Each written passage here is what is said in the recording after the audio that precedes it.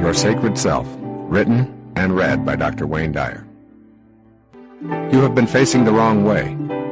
The most important insight you can have is to realize that you have been facing the wrong way for the better part of your life. Take a moment, right now, to experience what I mean. Picture yourself in any position that you like, standing, sitting, lying down, whatever is easiest for you to imagine. Now look at that mental picture of yourself. What you see in this exercise is a you who is always looking away from yourself, always looking outside of yourself. You are facing the wrong way. Now imagine being able to shift around and face the opposite direction. If you could in some magical way do so, then you would be facing inward. We've all been taught to look outside of ourselves for sustenance, to look beyond the self for power, love, prosperity, health, happiness, and spiritual fulfillment. We've been conditioned to believe we get life's bounty from somewhere outside of ourselves.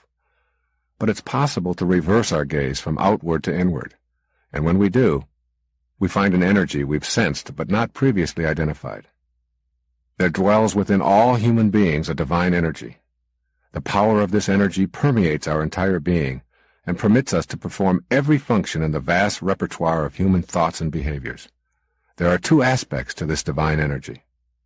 The outer aspect causes the heart to beat and the lungs to inflate and the senses to function. It essentially keeps our physical bodies alive. The inner aspect of this energy is dormant, but it can be awakened. This inner universe is vaster than the outer universe.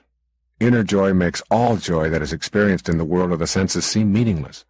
When the divine light within you is experienced directly, it adds a radiance to life unlike anything that can be described with words or pictures. When you discover your sacred self, you awaken this dormant inner energy and let it guide your life. The word most commonly used to describe this inner force is spiritual. When I talk about spirituality and being spiritual, I am describing an attitude toward God and the inner journey of enlightenment. I'm speaking of expanding the godlike qualities of love, forgiveness, kindness, and bliss within ourselves. In my interpretation, spirituality is not dogma or rules. It is light and joy and focuses on the experience of love and inner bliss, radiating those qualities outward. I call the journey to discover your sacred self your sacred quest. You need to begin looking inward at who you are and why you are here instead of outward at the physical world and things within it. There was an instant in time when you were nowhere. The moment before your conception, you were nowhere. Then, in one holy instant, you went from nowhere to now here. There will be another holy instant when you will go from nowhere to now here. We call that moment death, yet you, the divine, changeless, eternal, invisible you, will live on. If it is true that we are a part of an intelligent system, we can assume that we go from nowhere to now here for some purpose. With this realization, you can stop doubting that you are a divine creation with purpose and just accept that you are. You are a part of this intelligent system, and you are here for some divine reason. That reason, you can surely guess, is concerned with the spiritual inner energy I am writing about. Knowing your spiritual self is your sacred quest and your life challenge. So many of us have grown up believing that who we are is this body we carry around, the job we perform, and the religion we practice.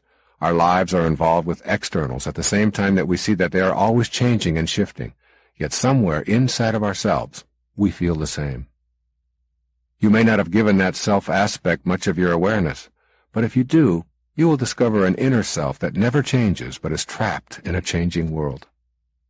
Someday your physical self will probably rest beneath a tombstone that records the date of your birth and the date of your death, but your inner soul knows you are eternal. Knowing this in a way that leaves no room for doubt will greatly enable your sacred quest. When you reach that state, knowing that who you are is the unchanging self, you will be on purpose in your life. Sogyal Rinpoche, in the Tibetan Book of Living and Dying, puts this into words that are worth framing.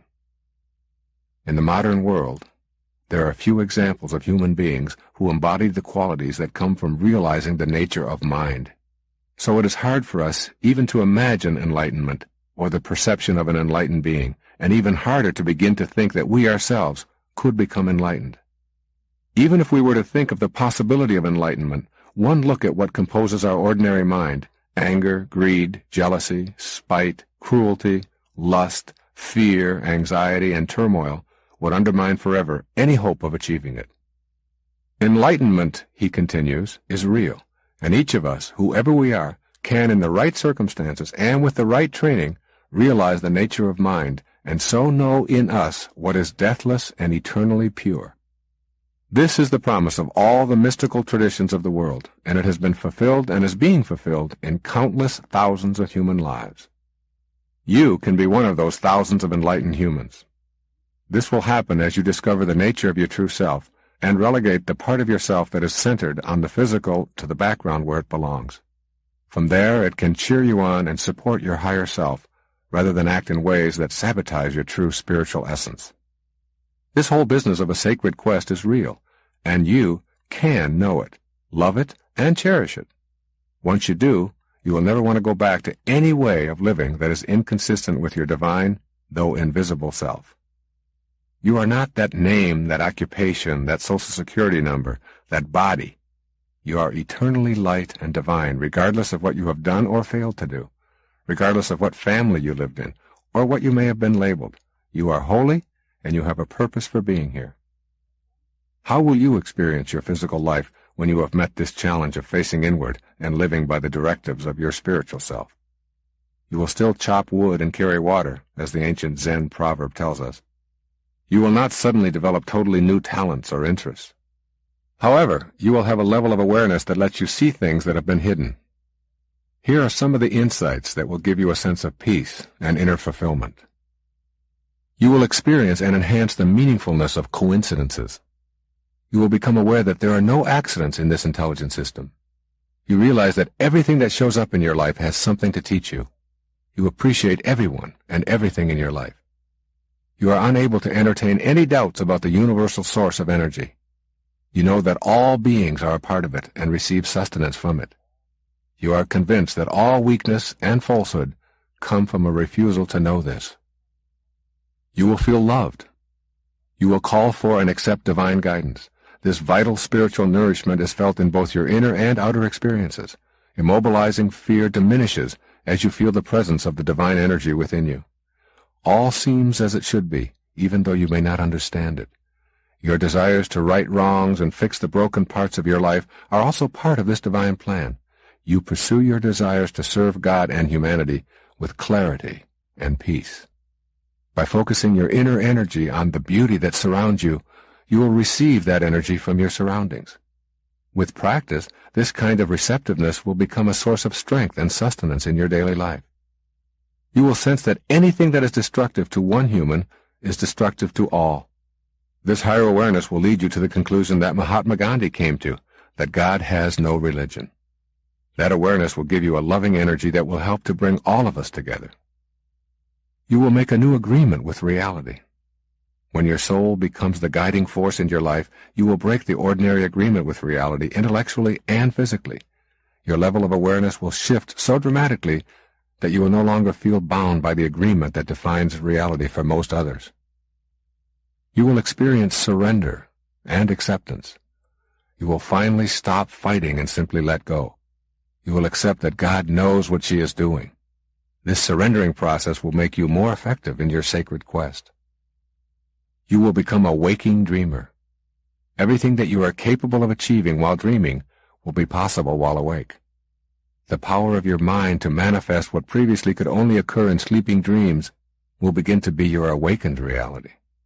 Some people take a lifetime to learn how to become a waking dreamer, to literally be in a dream state while awake.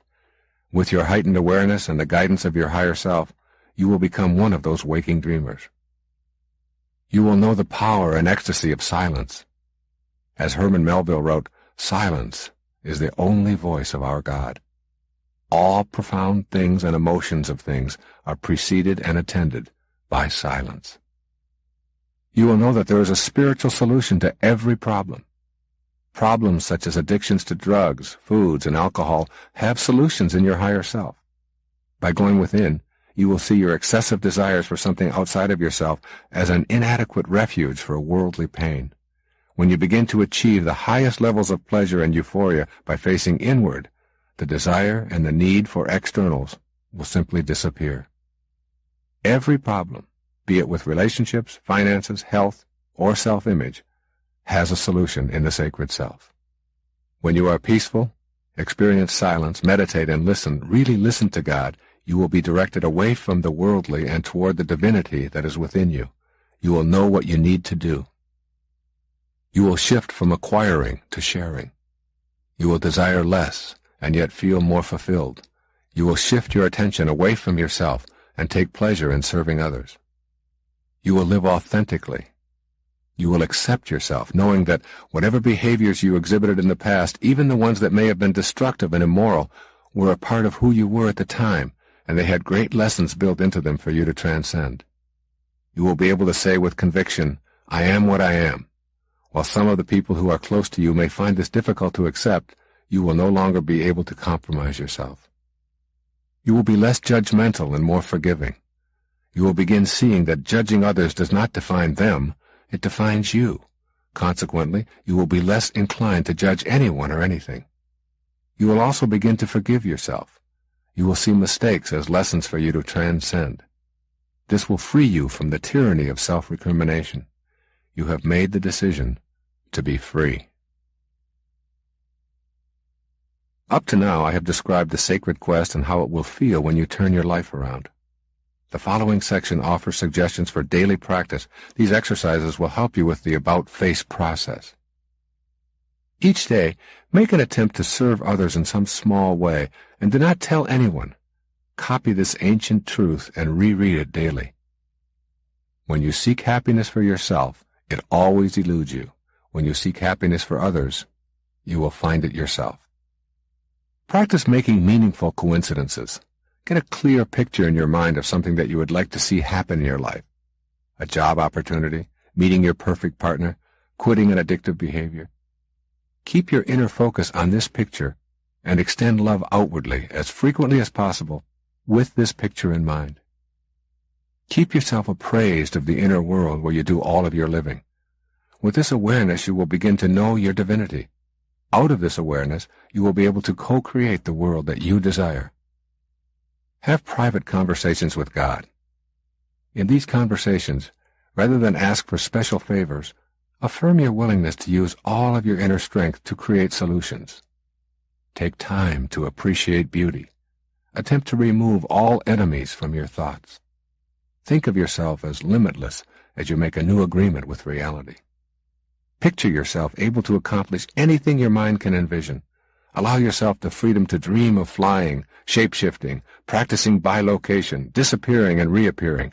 Make your own agreement with reality that is dependent solely on what you want it to be. Surrender. Stop asking, "Why me?" Dream awake. Allow your mind to create all that you can create in your sleeping dreams. By practicing this exercise, you will someday be unable to distinguish between your waking dream and your sleeping dream. Give yourself time each day for silence.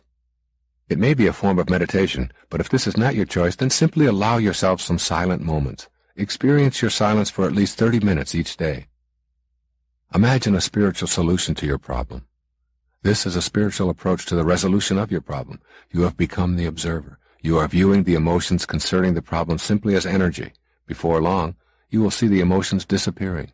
Your feelings of sadness and anxiety and fear will dissipate just through the act of observing. As you become less and less attached emotionally, the problem slowly disappears as the solution appears. A spiritual solution is one in which you detach yourself personally from the outcome and see the energy as flowing through you. By observing that energy, you make yourself separate from the pain. The act of compassionate observation releases the problem. Lighten your load beginning today. Go through all of the possessions that you no longer use and share them with others. You can do this with everything you own. Work at being content with who you are rather than pleasing others by being inauthentic. Say to yourself, "I am what I am, and it's okay as long as I'm not hurting anyone else in the process." Direct your attention to what pleases you. Judge not. These, then, are some suggestions that you can work on daily as you begin your quest for your sacred self. You have the capacity to meet this challenge, but before you will be truly ready, you need to examine many of the habits that you've acquired over a lifetime of having your ego and the world of the material be the authoritative forces in your life. In the years following your arrival from nowhere to now here, you were taught many beliefs about what you were capable of doing and what was impossible for you to do. It is time to let go of beliefs that have served you well, but now keep you from moving along your sacred path. The process of letting go is easily understood if you can picture life as giving exams. Just as we are required to pass exams throughout our school experience, so too are we required to pass exams in the larger school called life. If we pass them, we move on to the next level, and then take the exam for that level throughout our stay in now here. If we don't pass, we repeat the course and continue at that level until we get the lesson. Many years, even an entire lifetime, might be consumed repeating a lesson in order to pass a spiritual examination. We might find ourselves repeating the same behaviors tirelessly and depressingly, over and over, without getting the lesson that life is trying to teach us. You may find yourself going from one bad relationship to another, even seeking the same person each time, only in a different body. Repeatedly, you might find yourself being dominated, unappreciated, or taken for granted by an inconsiderate partner. Perhaps you continue in an occupation repeating the behaviors of previously unsatisfying job experiences. You could continually latch onto the same kinds of germs and repeat debilitating disease patterns. People who successfully put themselves onto the spiritual path are living the life they love and feeling productive because they realize that life patterns are trying to tell them something. They understand that those situations are the exams. The same responses, the same answers that they've always been given previously, will not get different results. The decision is made to pass this exam in this area at this time by responding differently. To move on to the next level in this curriculum called life, you have to pass the exams along the way. Having a personal history keeps us from now. This is a radical idea, perhaps, but I am asking you to consider the possibility of totally eradicating your personal history from your consciousness and simply living completely in the present moment. The first thing that might pop into your mind, as it did into mine when I began to consider this possibility, is that it is impossible. I do have a memory, and it would be folly for me to pretend that I am not the product of my past. What I am asking you to develop is a forgettery to go along with your memory. The point is that as a result of being a product of your past, you are dancing to a tune thrown at you by others. In order to take the steps upward towards your sacred quest, you must toss out the idea that you are unable to take those steps in the first place. Let go of all the beliefs that convince you of your inadequacies and shortcomings. Clean out that closet of worn-out loyalties to what you can and cannot do. Just open yourself up right in this moment. Be like a clear, blank slate. Nothing is imprinted or projected onto this slate. It begins with no. It ends with now. There is no guilt about erasing your personal history. There is great love and respect for all that you have learned up until now, but now is blank and, most important, open to all possibilities. No restrictions, no limitations, only the willingness to experience God and the entire divinity of the universe within yourself. Your life is no longer to be constrained by what you've known as your personal history. Your individual soap opera has received its cancellation notice. In the instant that you drop that personal history, you become eternal. You always have been, you always will be. Finally, you are working on answering the question, who am I?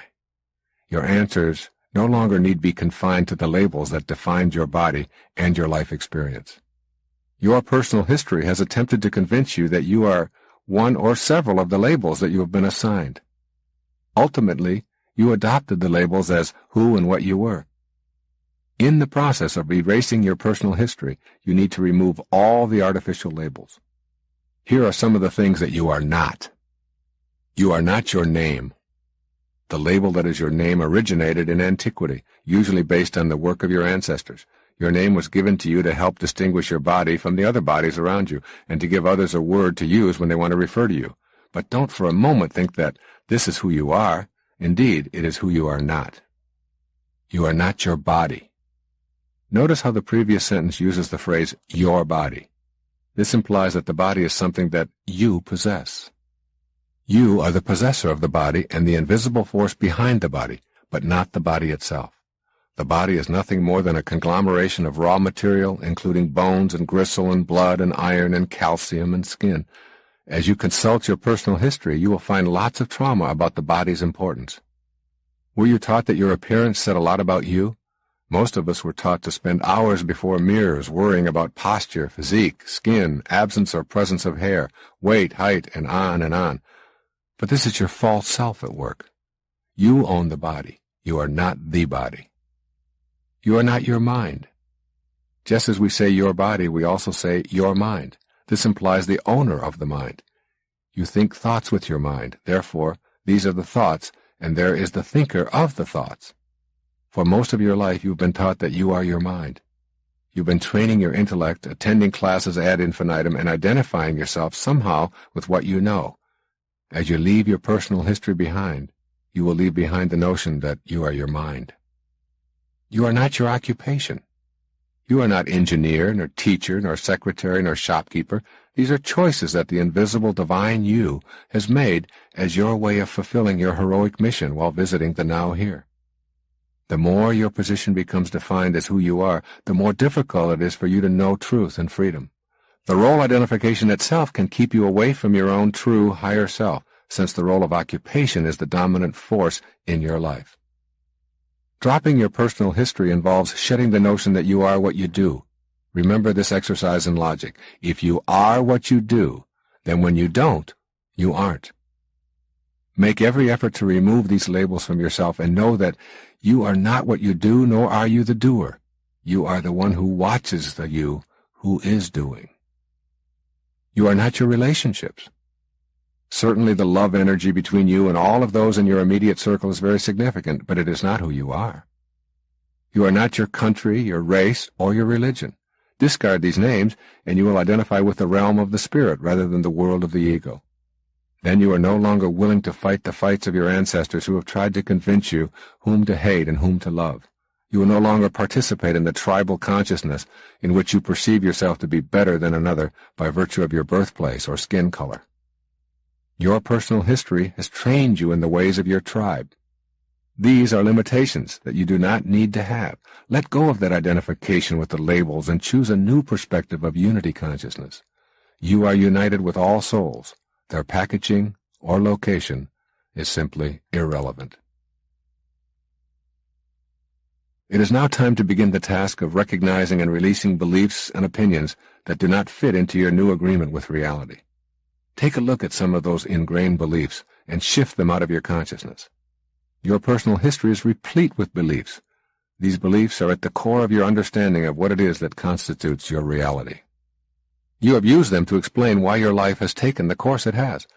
Resolve to remove those that are inconsistent with the new agreement with reality that you are creating. Now you will be asked to identify and then change core beliefs that you no longer want. You might wonder why one would hold on to unwanted belief systems. In Be As You Are, Ramana Maharshi, one of India's 20th century saints, has this to say in response to why human beings continue to repeat self-negating ways. Pleasure or pain are aspects of the mind only. Our essential nature is happiness, but we have forgotten the self and imagine that the body or the mind is the self. It is that wrong identity that gives rise to misery. So what is to be done? This mental tendency is very ancient and has continued for innumerable past births. Hence it has grown strong. That must go before the essential nature, happiness, asserts itself.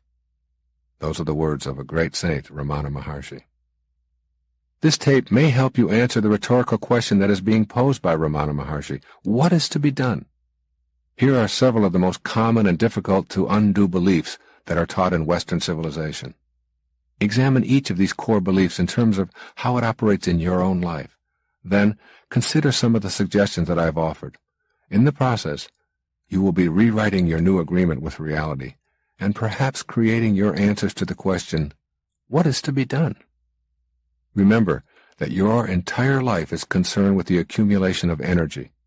The more beliefs that you remove from your inner space, the more room there is for new energy. Ask yourself if these beliefs are ones that you want to maintain or let go of. And keep in mind, if these beliefs do not serve you, they are lies that live endlessly. As Mark Twain suggests in his famous quote, the difference between a cat and a lie is that a cat has only 9 lives. Here's the first belief that you need to eradicate from your life. More is better. The pursuit of more confines one to a life of striving. It is impossible to strive and enjoy life. Some of the signs that more is better has become a cornerstone in your life are the following. You must be busy to be fulfilled. You must make more money than you currently are making. You must get a promotion to prove your worth. You need to have more of everything. To change this, you will want to declare a halt to your constant pursuit of more by knowing that you don't need anything else in order to be free. More is better keeps us exclusively in the physical domain. The spiritual self is not allowed in our daily lives. Inner energy is concentrated on accumulations, acquisitions, rewards, trophies, approval, and money. Some people experience guilt, shame, and self-reproach when they think they are being lazy and worthless, and they feel irresponsible when they are not pursuing more. We are taught the game early. Starting in school, we learn to pursue higher grades, additional diplomas, and external titles. There is no peace in this pursuit. The feeling of peace is there when you are facing away from more is better. It indicates that your spiritual self is calling you. The good and the wise lead quiet lives, Euripides said centuries ago. It is not because the pursuit of more is inherently bad that I include it at the top of this list. It is because it denies you the peace and harmony that are intrinsic to your sacred quest. You do not have to become inert to be at peace. You can abandon the idea of more is better and replace it with an inner serenity that does not need more in order to be acceptable. You have received beliefs from an endless chain of people who have been willing victims for generations. When you let go of these beliefs, you will open an inner reservoir of space that allows you to accumulate a different kind of energy and will direct you toward peace rather than toward tumult and a bypass operation. Examine carefully how much of your life energy is used in pursuit of what you don't want or need. Practice one day at a time the idea of saying no to more. A very emphatic no. I will not pursue that item. In place of pursuing more is better, spend time playing with your son or granddaughter. Read the New Testament instead of chasing after another object. Go for a long walk along the riverfront rather than spending time trying to get ahead. If you were raised on blame, it is a habit for you to reach for this excuse whenever you wish to explain why something is not working in your life. You can, for instance, blame lack of prosperity on a lot of externals, your culture, the stock market, politicians, your parents, lady luck, the greed of others. You can blame illness on heredity and the flu season and bad luck or the environment.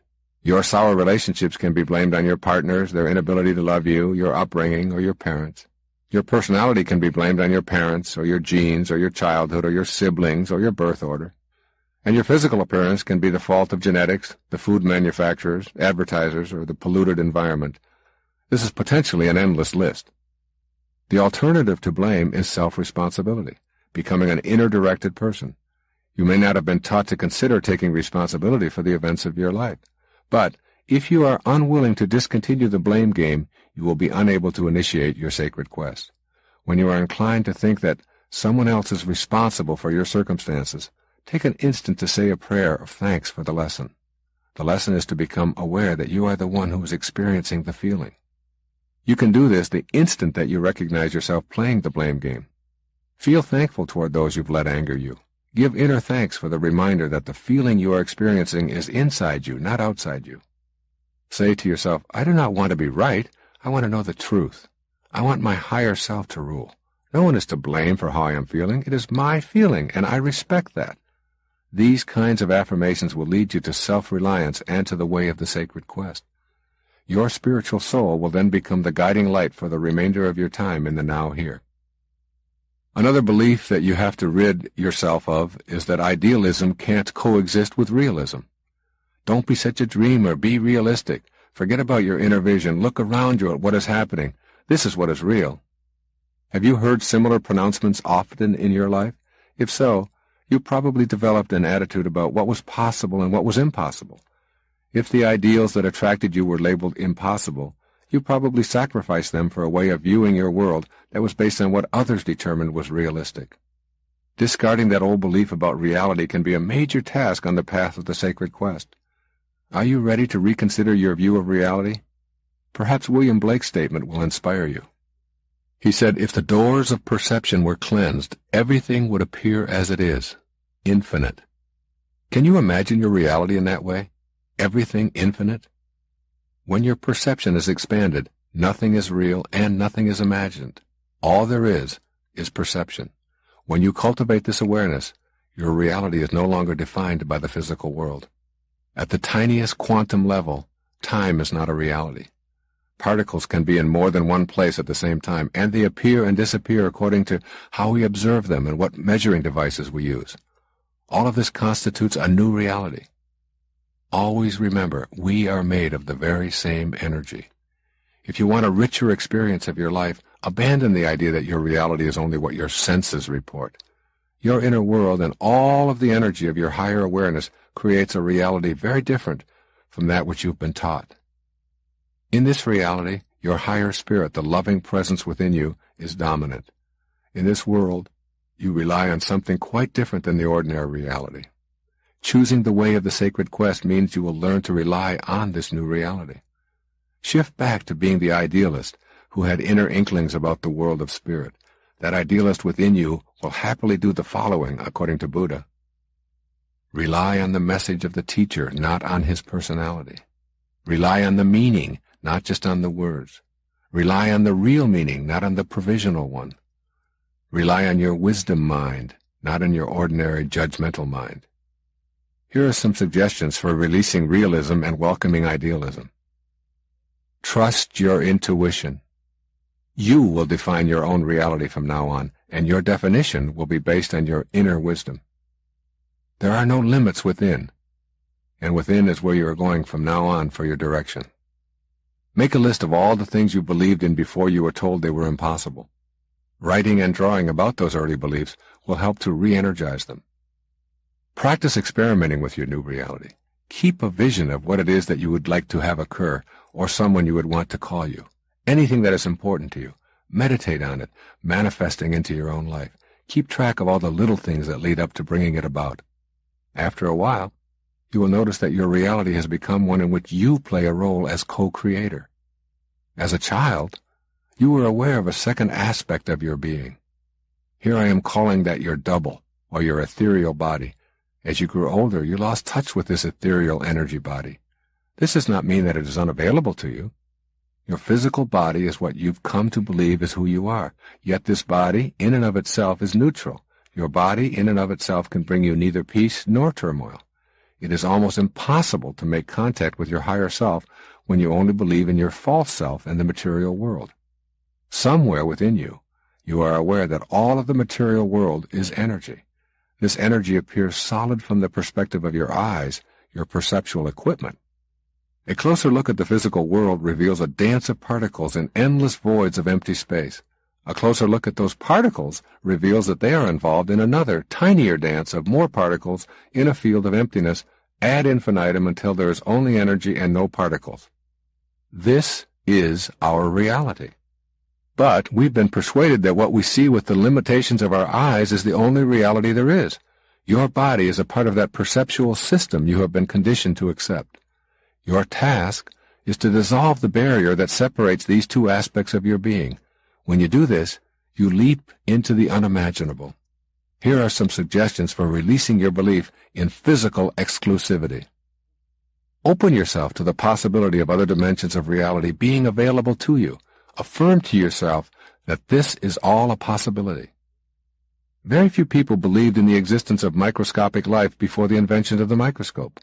There were zillions of tiny creatures swimming around in their own pool of reality, independent of anyone's opinion about them. They exist now in your skin, your eyes, your fingernails, and your hair. All of those things that you sense to be solid are alive with invisible activity. Apply the same awareness to this notion. You can't see it, but you are an energy body and a physical body. Your double would like to introduce itself to you. Our education emphasizes believing in sensory experiences. Such experiences seem to tell us that we are separate, unique, special, and disconnected from each other. Very few of us learn that there is some kind of unity. The truth is that everything is linked, including you, to all other beings. Discard the belief that you are separate from everyone else. You will acquire a reverence for everyone that will turn into love. When we lose our sense of us versus them and know that we are all us, then we have a win-win relationship with life. Practice letting go of your ego's need to be separate from others. Begin viewing yourself as a member of the human family called us. Share your toys with others, especially neighbors and even strangers, as if they were a part of your family. As the English proverb says, the hand that gives, gathers. Treat everyone as if they are part of the tribe you love belonging to. Don't mentally note their differences. Carry an inner determination to see others as just as much a part of you on a spiritual level as is your child or your spouse. Create an affirmation expressing the idea that you are my brother, my sister. You are a part of my us. There are no more thems in my life. You have been taught that there are some bad people in the world who are best ignored. I'm suggesting the contrary. Everyone who comes into your life in any capacity is valuable. The petty tyrants in your life are just as divine as those who provide you with encouragement and support. Emerson put this important lesson like this: the whole course of things goes to teach us faith. The whole course. This means everything that comes your way. Perhaps the single most significant person in my life, the one person who made the greatest difference for me and my own spiritual development, is a person who by all accounts was a petty tyrant. This man was my father. He abandoned his family, spent time in prison as a petty criminal, and was abusive toward his wife. At the age of 49, he died from excessive use of alcohol. I have no memory of him. My knowledge of him is based on what I heard and later discovered to be true when I investigated his life. Yet this petty, tyrannical con man was the main character leading to my transformation. I wrote about forgiving my father, and you'll see it when you believe it. I discarded the hatred and the bitterness that I had carried with me for a lifetime. A single act of forgiveness and letting go opened the way to my sacred quest and the writing, speaking, and living of the miracles I write about. I learned what I had to transcend. When I now occasionally slip into some of the behaviors that I know destroyed his life, I remind myself that this is not my path. This is not the kind of father I wish to be. This is not the kind of husband I wish to be. It is his example that helps me get myself back to the path that I know is my spiritual destiny. Be thankful for those petty tyrants. They are there for a very important reason. Ignoring them guarantees that more of them will appear in different bodies later on in your life. Prayers of thankfulness are wonderful affirmations of this truth. The experience of being deserted by a spouse might teach you to be independent. This type of situation may introduce you to the loving presence within. Perhaps you will learn the difference between aloneness and loneliness and decide to love the person you are alone with. The alcoholic years can teach us that we are greater than any substance. We might learn to be thankful for those drunken teachers and consider them instructors from God. Even physical abuse may have a powerful lesson in it. We may discover that we are more than a body. It's possible for us to know that no one can reach our inner self with their blows. Make a list of all the people you have written out of your life as evil or scumbags. Write down everything that their presence taught you. Have you learned to not repeat victim behaviors? Reconsider that so-called scumbag's value to your life. You could not have learned the lesson without that person. The evidence for this is that you obviously needed to bring that person into your life because you did. Look for the fullness of God in everyone. Realize that in some unfathomable way, the fullness is operating even if you cannot see it.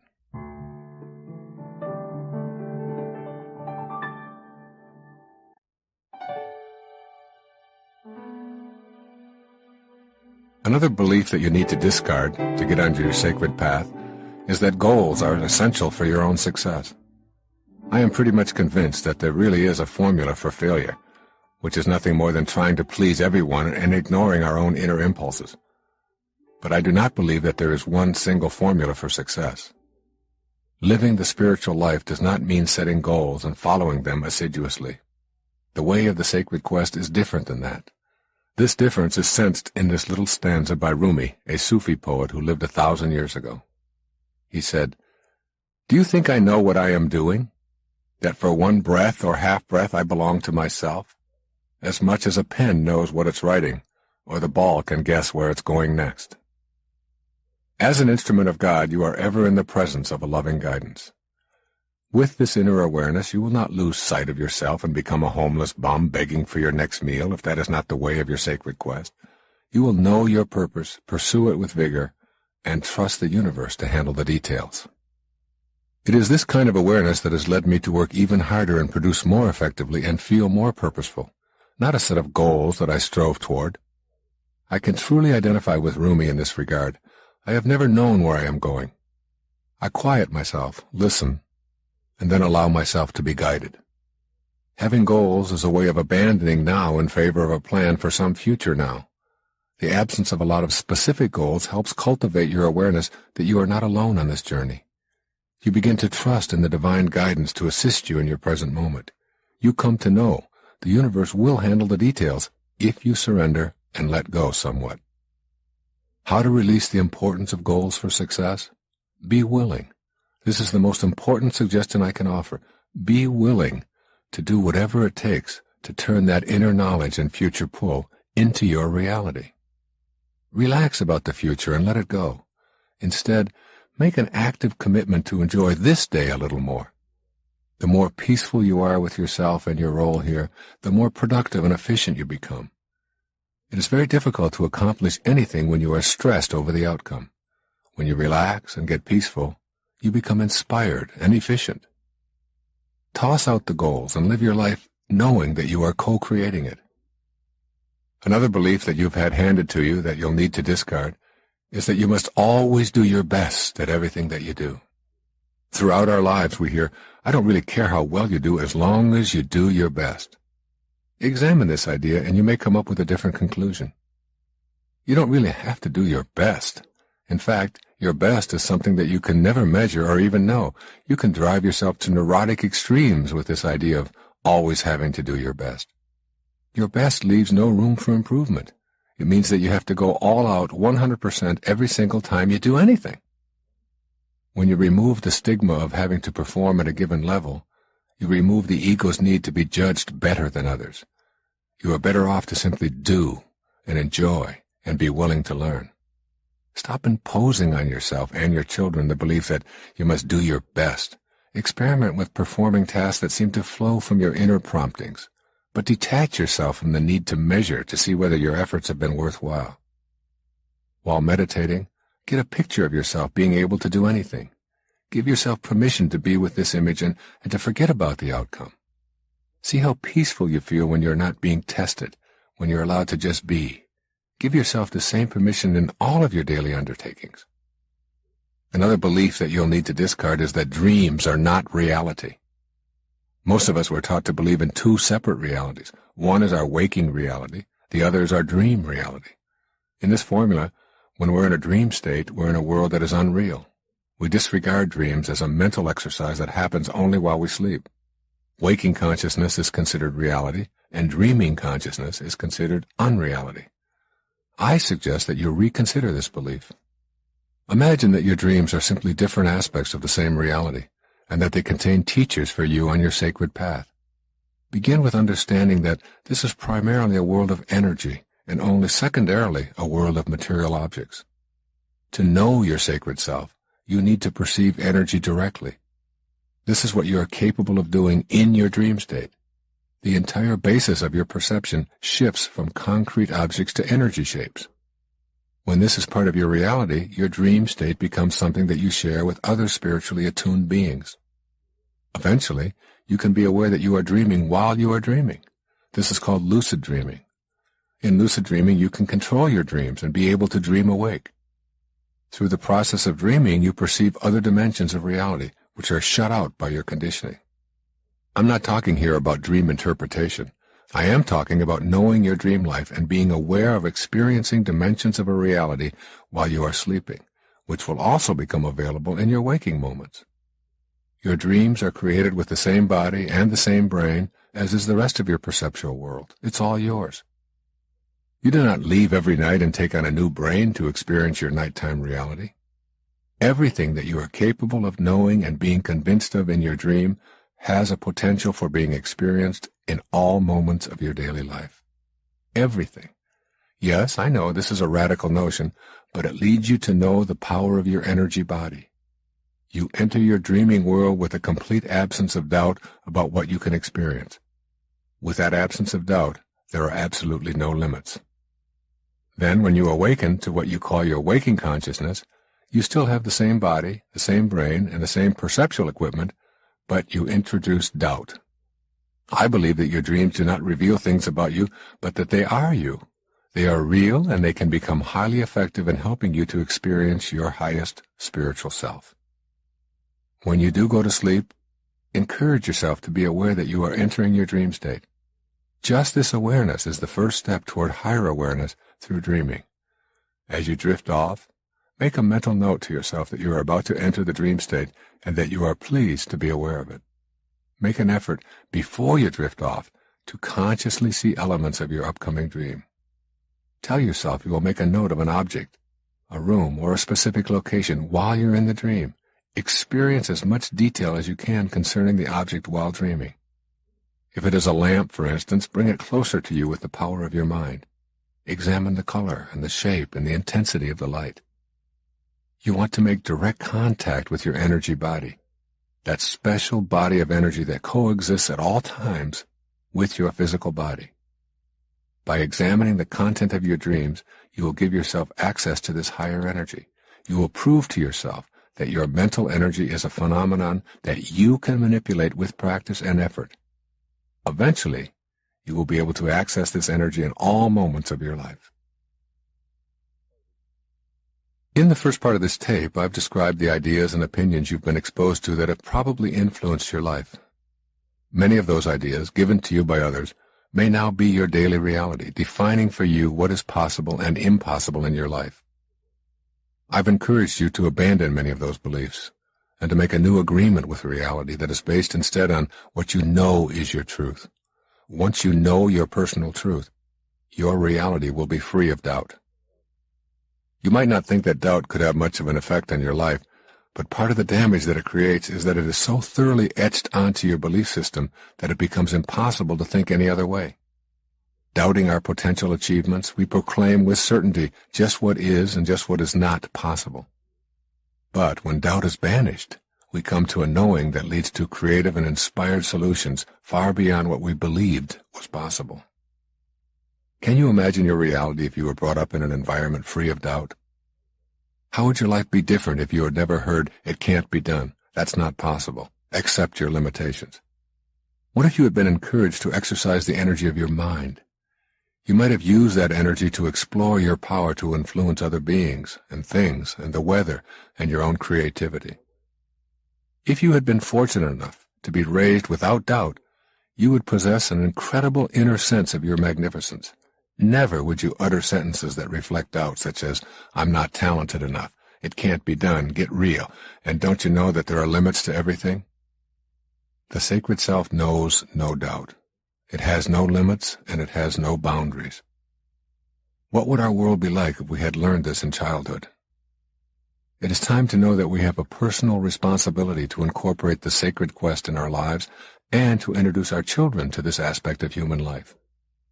I offer my own children opportunities to learn about their inner limitlessness in a variety of ways. For example, I invite them outside with me to make clouds. After dinner, we take a blanket outside and lie down, and we engage in what has come to be called cloud making. The children start by creating an inner picture of a form they want to see in the clouds. Then they concentrate their energy on a particular cloud, attempting to influence it to design their own inner picture. The neighborhood has gotten used to hearing my kids shout, "I'm making a house, Daddy. Watch my cloud move. I'm moving it with my mind." Beliefs, you see, are handed to you, but knowings come from within. There's a long list of things that you believe about yourself, the world, and God, and your potential, and the fate of capitalism, and so much more. These beliefs, which came to you from outside of yourself, became your very own. Your knowings, however, all came to you as a result of your own experience of having decided to transcend a belief. No one can hand you a knowing. You must have the direct inner experience of the decision-making function to make it a known. Beliefs also will let you down in a crisis, while knowings never let you down. When you believe in something without knowing it, there is doubt attached to the belief. The doubt resides somewhere deep in the recesses of your mind. Nevertheless, it exists as a thought that you will ultimately call upon when you want to put that belief into practice. I remember believing that I couldn't do a backward dive into the swimming pool. Every time I said to myself, "This time I can do it," that nagging little doubt would surface at precisely the moment I would attempt the back dive. I'd find my body turning around at the very last second. The tiny doubt attached to the belief about my ability was what I relied upon at the moment of execution. If you believe something based only on what others have told you is true, when a big test shows up, that belief often will let you down. If you have a belief that God will be there for you in a moment of trauma, and that any suffering that you are experiencing is just as divine as any joy that you have experienced, but you do not know this, you will find the pain of your disappointment will become an affirmation that God doesn't really exist for you. Your belief will be shattered in a moment of trauma. This is because you are attempting to have a vision of God that has come to you from outside of yourself, and it is weakened with doubt. Knowing God and suffering in the way William Blake wrote about in this following poem would pull you through your trauma safely, as the poet suggests. He says, "Man was made for joy and woe, and when this we rightly know, through the world we safely go. Joy and woe are woven fine, a clothing for the soul divine." Knowings can never let you down because they are woven into the fabric of your being. If you cannot doubt that which you are, and you know that you are, then you will never be disappointed. Again, beliefs have that insidious doubt attached to them, while knowings are free of such contamination. Your beliefs are mental exercises, while your knowings are physical exercises. You may believe that you have no talent for art, but somewhere deep within your consciousness there exists a tiny smidgen of doubt about whether it would prove really true were you to actually apply yourself in a new way. When you know something, it becomes your physical reality, and you act on this knowing at all times. When you merely believe something, whether it be negative or positive, you have a tiny bit of doubt connected to it, and that doubt becomes your reality. Beliefs are mental. Knowings are physical, though they originate as mental beliefs. Beliefs restrict you, while knowings empower you.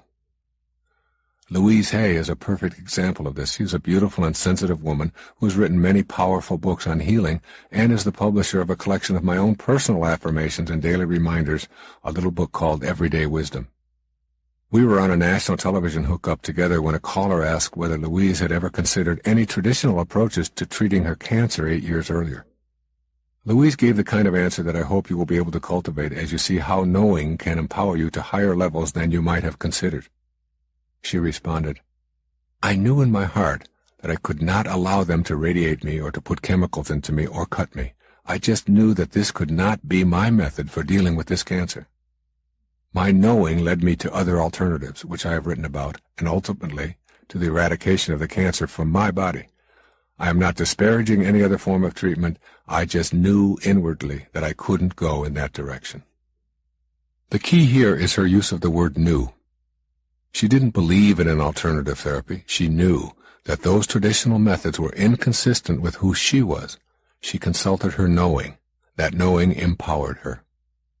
Your beliefs are transitory, while your knowings are eternal.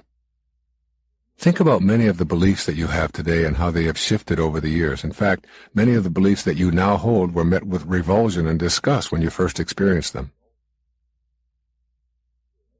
There's an old saying, fear knocked at the door, and faith answered, and no one was there. Fear stems from doubts we have about our divinity. The antidote to fear is faith. I know within that I am not alone, ever. I know that I have divine guidance available to me at all times. This inner knowing makes fear impossible. You too are not alone, and you also have omnipresent guidance accessible at will. When you truly know that the loving presence is always with you, the possibility of living with both doubt and fear evaporates. This is a belief that you can't get from another person. It has to have the quality of being a knowing. Then the notion of fear vanishes. The things we most commonly fear can be explained away by lengthy research and investigation, or fear can be eradicated with one short and simple statement. I have chosen the second way, hoping to stun you with the simplicity of eliminating fear. Here are some of those fears. Fear of failing. Get rid of it. You cannot fail at anything. Everything you do produces a result. It is what you do with the results that counts. Labeling yourself a failure is meaningless. Fear of disapproval. Get rid of it. You do not need external validation. You are a divine creation of God. Your path is unique and special. Get on with your purpose. Fear of suffering. Get rid of it.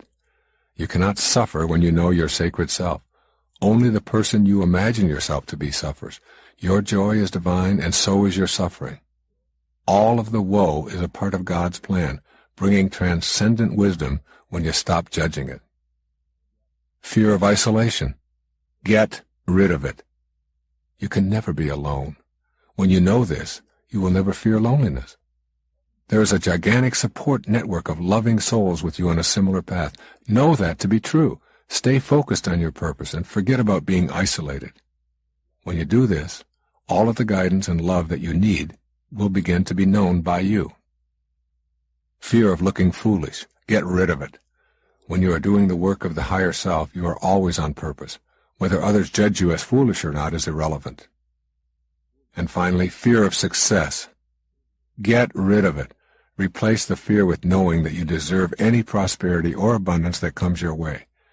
Know that when you are on the way of your sacred quest, external measures of success will appear.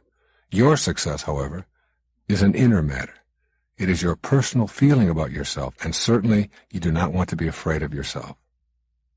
These, then, are the 6 fears that interfere the most with the way of our divine purpose. Know that you possess the inner tools to transform your life, and the fear will be gone before you can utter, "Get rid of it." One of those inner tools is to acknowledge to yourself when fear enters your personal picture. When you do notice yourself experiencing fear, please be sure to gently allow it into your awareness, feel it, and refuse to judge it. The first time I had ever walked out on stage to speak before thousands of people and had forgotten my notes, I experienced severe feelings of fear. Not acknowledging my fear would have kept it right there on stage with me. But I surrendered to the fear, while I reminded myself that I was not alone. I went out on that stage with my fear as my companion. Before even a few minutes had passed, I was absorbed in my mission and my fear was gone. By acknowledging the fear, and then doing what you were afraid of anyway, you serve notice on those kinds of self-defeating thoughts. You also take a giant step toward banishing doubt from your life. Fear and doubt are partners. That which you doubt will cause you to be afraid. That which you fear creates doubts about your ability to deal with it.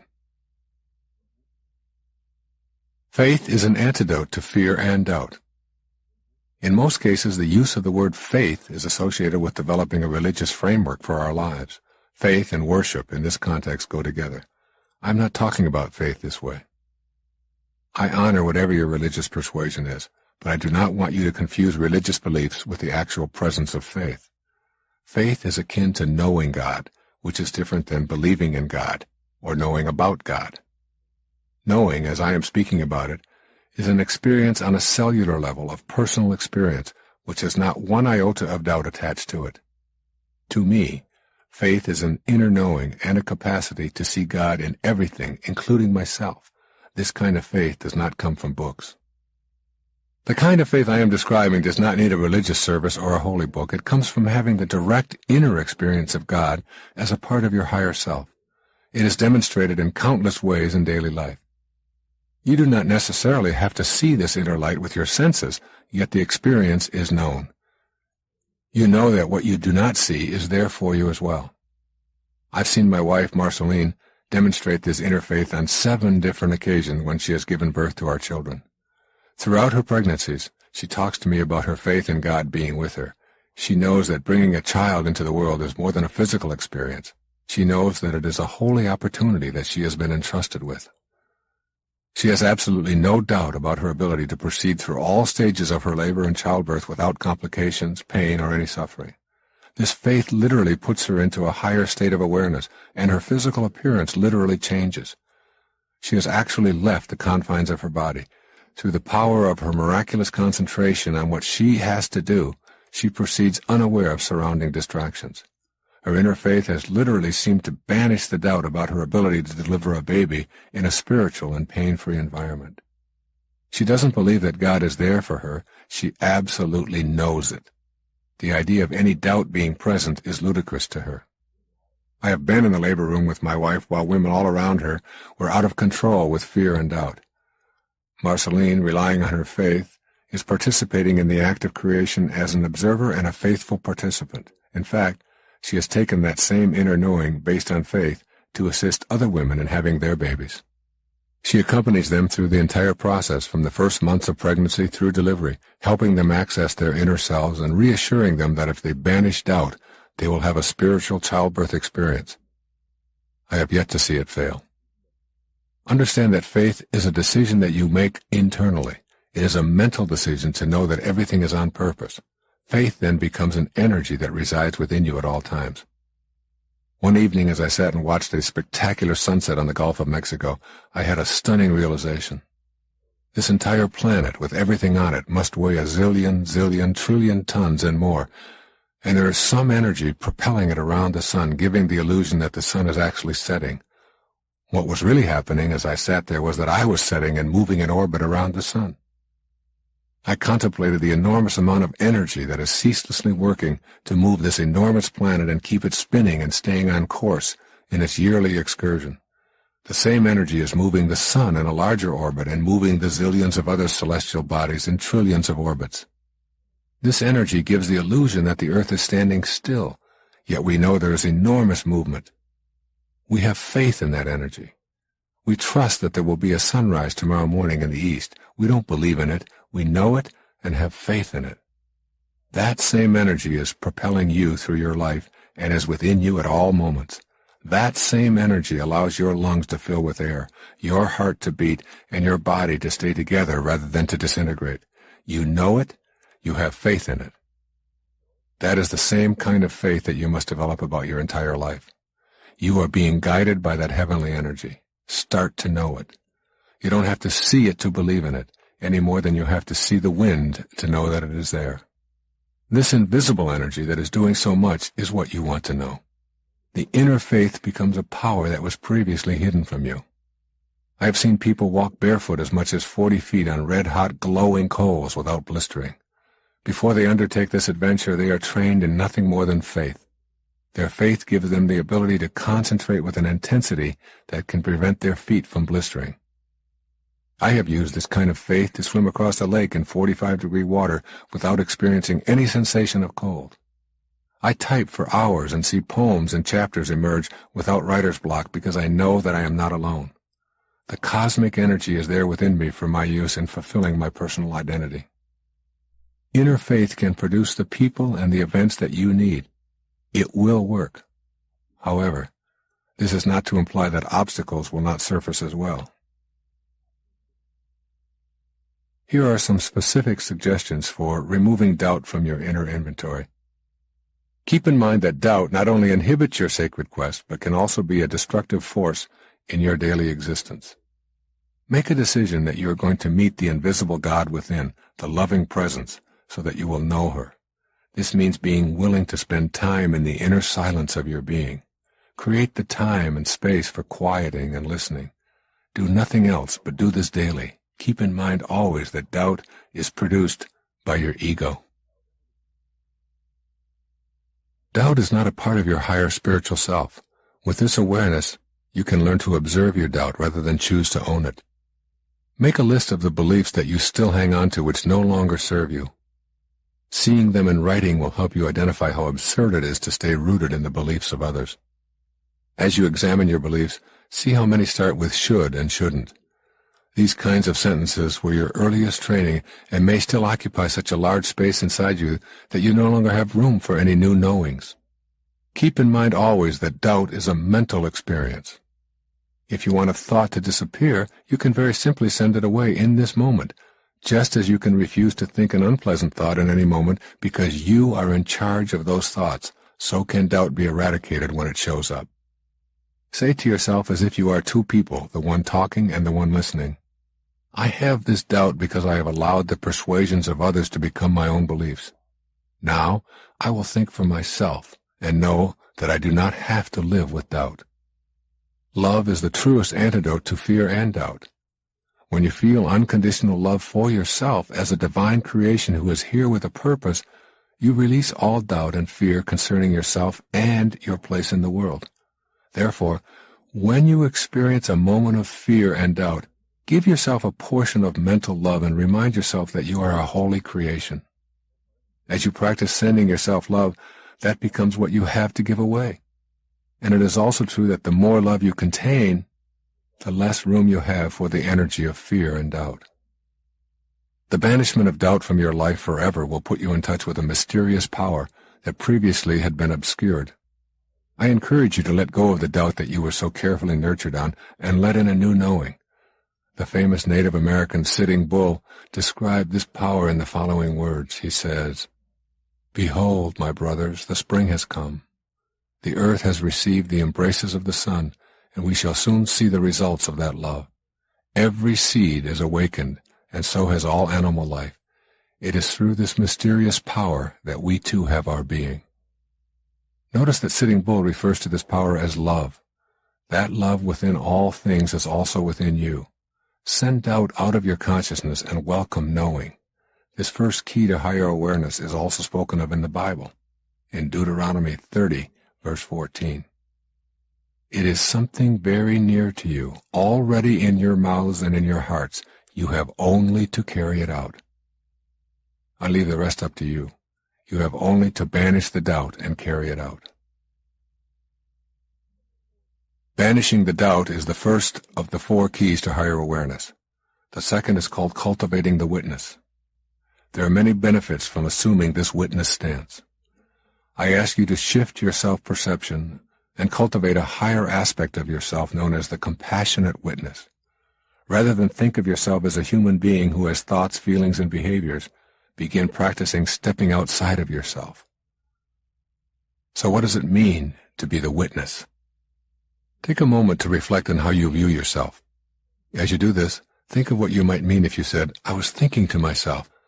You'll find that the phrase implies that there are 2 people rather than one. One person is the I doing the thinking. The other person is the self receiving the thinker's thoughts.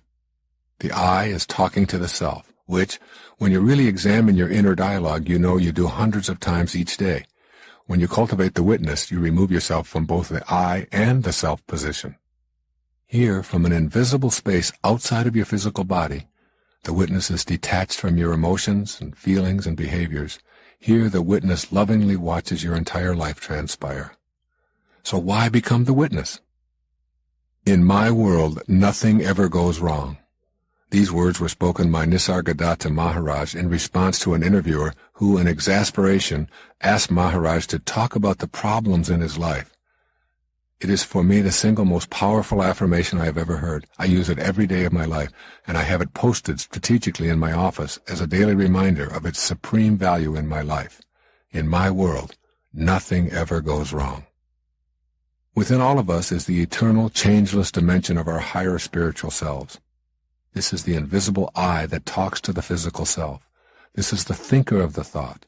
This compassionate observer is not revealed with scientific instruments and doesn't appear on autopsy reports. When you are genuinely able to live in that spiritual domain of the witness, then nothing goes wrong because wrong is not possible for the witness. It is all in order. Nothing is questioned from that perspective. It is like being able to live in heaven where eternity and the soul are at the same time that you are within the physical body. But in this space, the body is not the focal point of existence. I am not suggesting that you need to sit in an ashram and discard all of your physical possessions in order to find this key to higher awareness, although that certainly is a possibility. Instead, I want you to consider how these words of nothing ever going wrong, of having no problems, and of living in a world of the changeless apply to your spiritual awakening. There is so much to learn from these ideas. Cultivating the witness will put you on the path where your higher, sacred self begins to influence your physical, ego self instead of the other way around. As Nisargadatta Maharaj puts it, give it your full attention. Examine it with loving care, and you will discover heights and depths of being which you did not dream of, engrossed as you are in your puny image of yourself. These are startling words describing the power and the value of cultivating the witness. The ordinary way of attachment and suffering can be changed when you learn to access and cultivate the witness attitude of detachment and observation. In order to cultivate your witness, you need to learn to observe your reactions in order to go beyond them. It is the going beyond that is the crux of the sacred quest. There are many ways that you can use the observation process. Here are a couple of them that are very important. The first is observing your body. This is one of the areas of being the witness that most of us have practiced somewhat. In general, we allow our body to function without interference. We are aware that there is the body and that there is a ghost in the machine, if you will. For as long as you can remember, you have been observing this phenomenon of a body. It is also true that you know that the entity that is doing the observing is removed in some dramatic way from that which it is witnessing. As you are listening to these words, you are allowing your body to act out its destiny without your meddling. You are not busy beating your heart or filling your lungs or oxygenating your blood supply or circulating your vital fluids. You allow your body to operate itself, and you allow another part of you to know the way of being the divine, quiet, non-interfering observer. This way has served you well. By just observing your body and detaching yourself from its functioning, it works as perfectly as it was ordained to. If you were constantly monitoring and attempting to control your bodily functions, you would be unduly attached to its outcome, and you would inhibit its natural functions. The times in your life when you worry or interfere with the natural functions of your body are the times when you find it breaking down. Feed your body the wrong foods and it will respond with lethargy and disease. Fail to exercise it and it will become overweight and groggy. Ignore its needs for fresh air and healthy environment and it will fall into disrepair. Feed it narcotic substances or artificial drugs and it will react with violent symptoms. When your body is in any state of disrepair, from being overweight to having back pains or nervousness or influenza or cancer or anything that is not the way of perfect health that your body knows at the cellular and genetic levels, then you are being called back to the position of loving witness. True awareness is a state of pure witnessing, without any attempt to fix or change that which is being witnessed. It is a kind of non-judgmental love that, by itself, is healing. Even if what you observe is sickness or infirmity, the compassionate witness notes the trouble spots and observes them with unconditional love. The absence of judgment in the act of observation itself contributes the appropriate energy of love that the situation needs. The more you can practice witnessing in this way, the more you will find that the mere act of non-judgmental witnessing will keep your life moving on its sacred quest. The mechanics of creation are such that where you place your loving attention and maintain it is where the wave begins making the shift from nowhere to now here. The second way of observing is called observing your mind. Your mind is filled with thousands of thoughts every day. They come and they go like trains in a terminal. One enters, another takes its place, one exits, and along comes another. First, you want to watch your thoughts. Then you want to watch yourself watching your thoughts. Here is the door to the inner space where, free from all thoughts, you experience the bliss and the freedom that transport you directly to your higher self. The simple exercise of watching your mind manufacturing its thoughts will eventually cause unwanted, unnecessary, erroneous thoughts to dissolve. In the process of cultivating the witness, you learn to quiet your mind, to take inventory, and dispose of or reassign thoughts that generate self-defeating or ego-centered responses. In this simple process, you also come to know your spiritual self. Ego-generated thoughts play a huge role in creating the world that the ego wishes to create. Each of my thoughts seem to demand it be considered the most important. Troubles begin with a thought that you put into your mind and allow to fester to the point of anxiety. The anxiety begins to manifest in your life in physically destructive ways, which we call things like arthritis, high blood pressure, and career cardiacs. The loving, non-judgmental energy received from the observer or the witness will allow these thoughts to flow in and out as naturally as the ocean tides. Tides in, tides out. Thoughts in, thoughts out. You will learn to be a witness to your thoughts in the same way that you observe the tide. And the process will cleanse and redistribute and remove thoughts in much the same way as the driftwood on the beach. What remains is generally quite pleasing. Witnessing your thoughts will take some practice. With proficiency comes wonder and delight. Trauma is dissolved in the thinking stage and prevented from manifesting into your everyday world. Here are some suggestions for putting the witness into your life. Begin to notice the noticer. As you take note of your worlds, both inner and outer, begin to familiarize yourself with the noticer who is behind that which is being noticed. If you do this several times each day, you will begin to see that you are much more than just a body and mind going through the program motions of your life. Your realization of your true self as the witness behind that which is being witnessed will bring you a new dimension of creativity and bliss. Try on this exercise. Think of something that has been bothering you for a long period of time. Now go to a quiet place and close your eyes. Just see the problem surfacing on the blank screen in your consciousness. Notice all aspects of the problem, what it looks like, when it shows up, what you feel when it is on your mind, the pain and the fear that you have when it is present, how you have dealt with it unsuccessfully in the past. Think of everything that you can which is related to the problem. Then, detach yourself in your mind from the problem. Just allow it to sit there on the screen of your mind. Look at it from the viewpoint of the compassionate witness who just non-judgmentally notices the screen. Watch it like a movie, allowing it to change in whatever way it does. Just observe it with loving permission for it to do whatever it wants to do. You will see it change and fade in and out of awareness. With each change or movement on the screen, remain in the caring witness mode of knowing the energy will do what it will and will also be accompanied by the loving energy from the witness. Often, just this act of observation will result in a feeling of the problem having dissipated. If that happens, observe that also from the position of caring observer. I once practiced this act of observation when I was injured and unable to play tennis. I reacted at first to the pain in my foot with statements like, "This injury is keeping me from doing what I want to do and I'm really upset about it." I found that no matter what I tried, the pain persisted, and I was unable to pivot and consequently had to discontinue an activity that I loved. I then took the witness stance. I no longer saw myself as having an injury. I attributed the pain only to my body and not to me.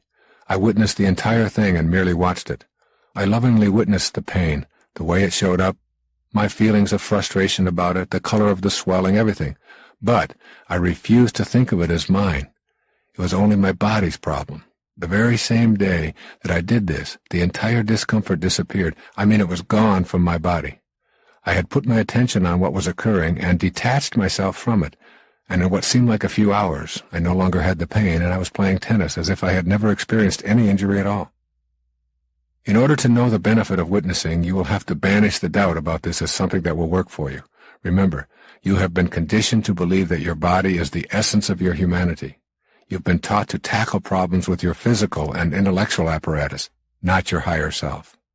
Practice new self-talk sentences to replace your old identification with your physical body. I am that which owns this body. I am not the body itself. I can't be reached if you come to me with hatred or anger. I cannot worry when I refuse to be the worrier and simply observe that worrier and the worries. Self-talk sentences will keep you centered on your spiritual domain. You will find that many things that you worried about or experienced in a negative fashion are slowly beginning to diminish from your life. Rather than engaging in confrontations with others, try being the witness. Rise above the temptation to make someone else wrong, and instead watch yourself and your opponent from the witness perspective. In a quiet place, practice observing your thoughts for 30 minutes. Just sit your mind down and watch as thoughts come and go. While you're doing this, keep reminding yourself that those thoughts are not you. Give recapitulation a try. You can sit down and begin to recapitulate your life from today backwards right up to your birth, if you decide this is useful. This process involves imagining the people and the events that have been part of your life, including family and people you've worked with, lovers, close friends, schoolmates, neighbors, and anyone else. You begin by moving your head from left to right very slowly as you bring the people and the surroundings into your consciousness. As you move your head back and forth very slowly, you begin sweeping the energy back into you that you lost in those encounters. You are recalling the energy that you dissipated. Some people have spent as long as 2 years in this recapitulation process. When they were finished, they were re-energized and able to access their new energy to transport themselves inward to new dimensions of reality, new inner worlds that defy all that they had believed possible previously. The practice of recapitulation is recapturing energy. It gives you a much clearer picture of the need for everything that happened in your life to have transpired exactly as it did. Recapitulation shatters the belief that energy once spent is lost. You can access both your body and your energy body and know new worlds of perception. Recapitulation is the entryway to those worlds. These ideas of recapturing energy, sweeping away useless energy, and exchanging energy between people may seem absurd to you. If they do, it is because you have come to rely so heavily on your five senses that anything that is extrasensory seems unbelievable or unthinkable. Everything in the universe is energy. You cannot move without influencing energy. You are a storehouse of energy, and you always have been. Give yourself permission to go beyond your senses and experience a new kind of formless energy that will put you in touch with worlds you may never have imagined. The process of recapitulation is exquisitely exciting. You can redistribute your normal energy and enhance it in such a way so as to give you a somersault into the world of the unimaginable. I recommend that you read Tasha Abelar's The Sorcerer's Crossing for a detailed description of this recapitulation process.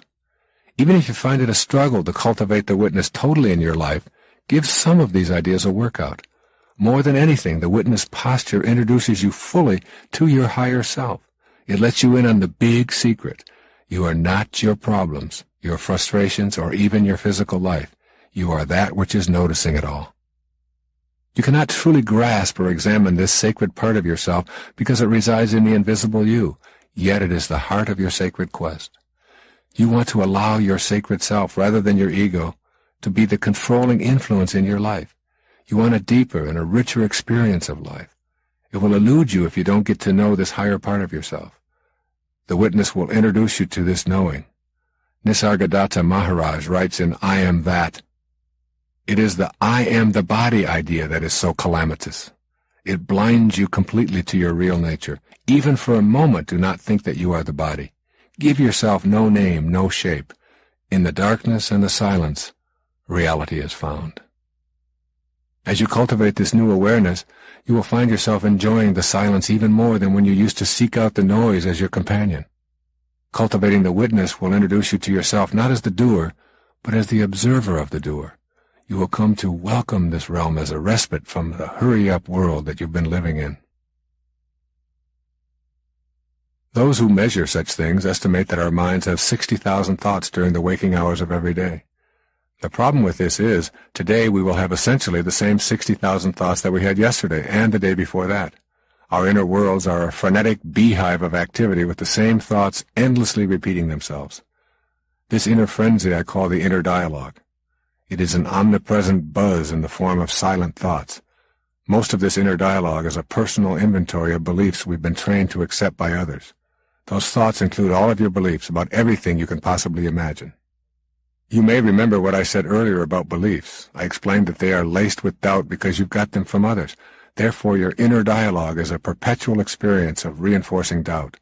Doubt about yourself, your ability to create miracles, your ability to manifest divine relationships, to heal yourself, to materialize prosperity, and finally, doubt about your ability to know the bliss of inner peace. This, then, is the third key to higher awareness. I call it shutting down the inner dialogue. Learning to be quiet, learning to experience the bliss of silence. The way to get to this place of inner peace and consequently to experience higher awareness is to shut down the internal frenzy. The Chinese sage TRANSCENDING gave us the following piece of wisdom. Stop talking, stop thinking, and there is nothing you will not understand. Return to the root and you will find meaning. Look inward, and in a flash you will conquer the apparent and the void. He is counseling us to simply stop talking and stop thinking. This is the third key to the sense of peacefulness that is a part of the way of the sacred quest. I want to make it clear that peace is not the absence of conflict. Peace is the experience of the presence of God. As you learn to shut down your inner dialogue and become more peaceful, you will begin to know the presence of God in your life.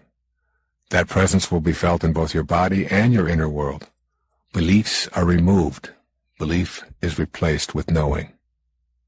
At different times in my past, both alcohol and other substances were a part of my own life path. Through meditation, I was able to leave alcohol behind, and I have never touched it since. But with other substances, I believed I could use them when I chose to for an energizing effect beyond anything I had ever experienced. I was able to use them, enjoy increased energy, and leave them alone for long periods of time. But a time came when I knew I was making foolish and non-spiritual choices connected with seeking out these insidious substances. My personal challenge became to rid myself of these insidious habits. I tried reading my way out of it, but I went back. I tried acupuncture, discussions with experts, and herbal cures, but I went back. I was determined that I would no longer play around with any substance, but I went back. Then I had what I call a holy instant, which was for me a divine experience. At 4:05 a.m. on a January morning, I was meditating. In the still quiet of that meditation, the thought of never again using a substance became real. It was my first absolutely direct experience of God. My entire inner screen of awareness became a bright luminescence as I heard a voice say, "You've tried everything else. Why not try me?" I have never in my life known such peace and certainty that God was with me and around me. I felt overwhelmed by the bliss I experienced. I listened to that voice, felt the presence of God, and have not since experienced the slightest desire to go back to any substance. I have debated with myself about putting this very personal story on this tape. That is, my ego self debated with my higher self. But I knew my experience with chemical substances involved helping others to look within, instead of outside of themselves, for both the excitement and the peace their higher self has for them. If, in my telling this story, one person who experiments with any substance and knows that it is out of control decides to shut down the inner turmoil and seek the help of their loving presence, then it will have been worth it. You needn't have the challenge of getting off drugs to find value applying this third key to higher awareness. It works the same way for every experience you are ready to transcend. Getting to silence and then having God be your personal knowing presence. Getting to silence requires conscious effort on your part. When going within, use the metaphor of the pebble dropping through the various levels of your mind. While the pebble drops, be the witness. Observe compassionately all your chatter and thoughts as you descend to the unified field. When you notice your mind overly crowded with thoughts, practice not focusing on anything just for a few moments. Tell yourself, "My mind is full of the disturbance of chatter and thoughts. I'm going to try to spend 5 minutes without any thoughts bombarding me. I'll dismiss every thought just for a few moments." Use your breath as a means to keep your mind from chattering away ceaselessly. You can do this by focusing your compassionate witness on your breathing. Breathe in deeply, excluding any thoughts as you concentrate on the in-breath. Then exhale slowly and fully with the same concentration. When thoughts appear, as they will, know that they are signaling you to return to mindfulness of your breathing in and out. Your heartbeat can also be used as a focal point for the witness. Return to the steady, rhythmic beat of your heart when you notice thoughts intruding. When you find your thoughts just below the surface in the analyzing level, think of a rose. As you replace the analyzing with the beauty of a rose, you might want to recall this verse by the poet Rabindranath Tagore. Do not carry a rose to our beloved, because in it is already embodied a message which, unlike our language of words, cannot be analyzed. That is, remember that the habit of analyzing or picking things apart in a judging fashion keeps you from knowing the truth that is at the center of your being. The rose needs no analyzing, as the poet reminds us. It simply is. The same is true of you. At the synthesizing level, when you are feeling the beauty and unity of life, you may discover that you are entering thoughts of pleasure about enjoying this spiritual space. Let go of those thoughts, too. The ego enjoys convincing you that you are better than others because you are more spiritual or have deeper understanding. It swims through your consciousness with thoughts like those. When it does, gently send it elsewhere for this time of meditation or prayer. Make a call to your local Transcendental Meditation Center, listed in the phone book of every major city in the world, and sign up for their introductory course. This is a magnificent introduction to finding inner peace and shutting down the inner dialogue conducted by highly qualified instructors. The purpose of TM is to teach you firsthand how to get to that unified field and to learn what your resistance to the process means. I recommend it strongly. I've practiced TM for many years. In any moment of stress, go within for just a few moments and allow the pebble to drop, even if it is only for a few seconds. You can actually practice quieting inner dialogue any place. I found the technique useful even in the middle of a tennis match. When I've done this, I've discovered that some of the most important moments in athletic competition are between the points, not during the points. That space is like the space between your thoughts when you approach a higher level of functioning. In situations like a tennis match, you can stay centered by concentrating on your breathing between the points. You will become immune to external distractions this way. Try to make your activities into meditations rather than stressful competitions. Shutting down the inner dialogue does not have to be something you practice alone in a quiet place. You can do it at any location, regardless of the external circumstances. As you gather the spiritual force within you in these joyous moments of silence, you will direct your ego to take a back seat to your higher self. It is this final key to higher awareness that awaits your attention. At any given moment in your life, you are choosing between two pictures or evaluations of yourself. Your choices include the one offered by your soul or the higher self, which I think of as the voice of God, and the one offered by the ego, or your false idea of yourself. You decide how you view yourself and how you view others as well. Essentially, you accept either ego's picture of yourself and others, or that of your higher spiritual self. In every moment of your life, you have the option to choose peace for yourself. The ego wants you in a constant state of agitation to keep you from embracing your higher self. It convinces you that if you are not always on edge, you can't grow. But you must keep in mind that experiencing this inner turmoil is a choice that you have made by allowing your false self to dominate your life. When you make the choice for peace, you are literally allowing God into your life. So this fourth key to higher awareness, I call taming the ego. Learning how to specifically allow the higher part of yourself, rather than your lower identities, to be in control of your life. We all long for the peacefulness of being without turmoil and angst. There is a feeling of an inner glow when we know that we are on course, on our sacred path. So why do we so frequently choose the opposite emotions and thoughts and inner beliefs, which agitate our minds and cloud our perceptions and distort our relationships? You need to carefully examine your choices that block your experience of peace, of God. Just knowing that peace is always an alternative is a significant awakening. These tools will help to tame the ego when it demands that you pursue separateness or specialness.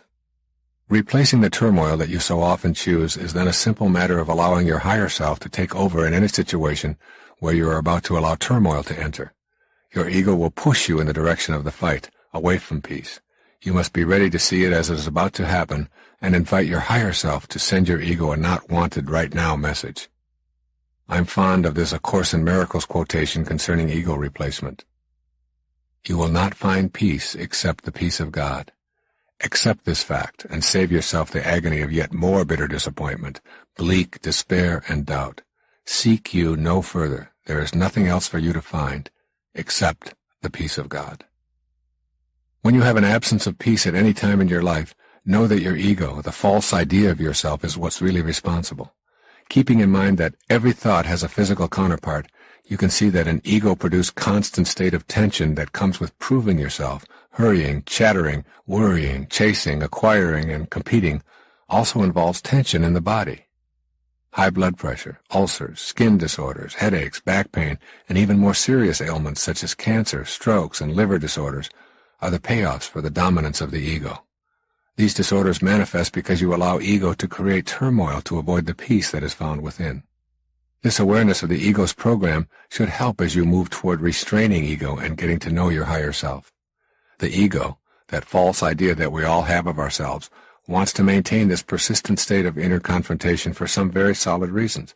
When you understand your ego, you are much more apt to work at restraining it. When you know why your ego behaves as it does, you will then be able to make the adjustments necessary for your higher self to have a greater influence in your life. Here are some of the most obvious reasons why your ego keeps you in this state of turmoil rather than peace. Most important, your ego has been with you since childhood.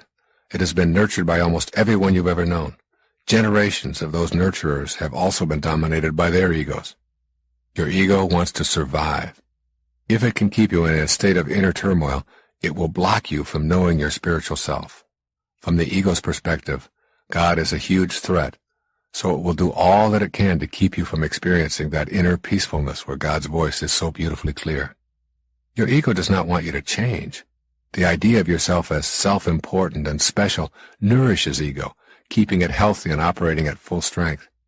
Even though ego itself is an illusion, just a false idea that you carry around with you, it behaves as if it really had a life of its own. Your ego will make every effort to convince you that you do not need to change. In fact, if you're asking yourself why you shouldn't feel special, you are listening to it right now. These are the kinds of thoughts that have kept you from making the changes leading to inner peace. The ego thrives on fear. When you are afraid, you are at the mercy of the ego.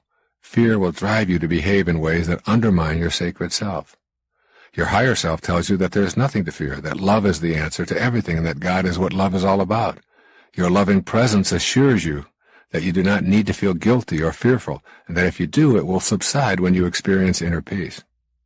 When you experience love within, you have no guilt and no fear.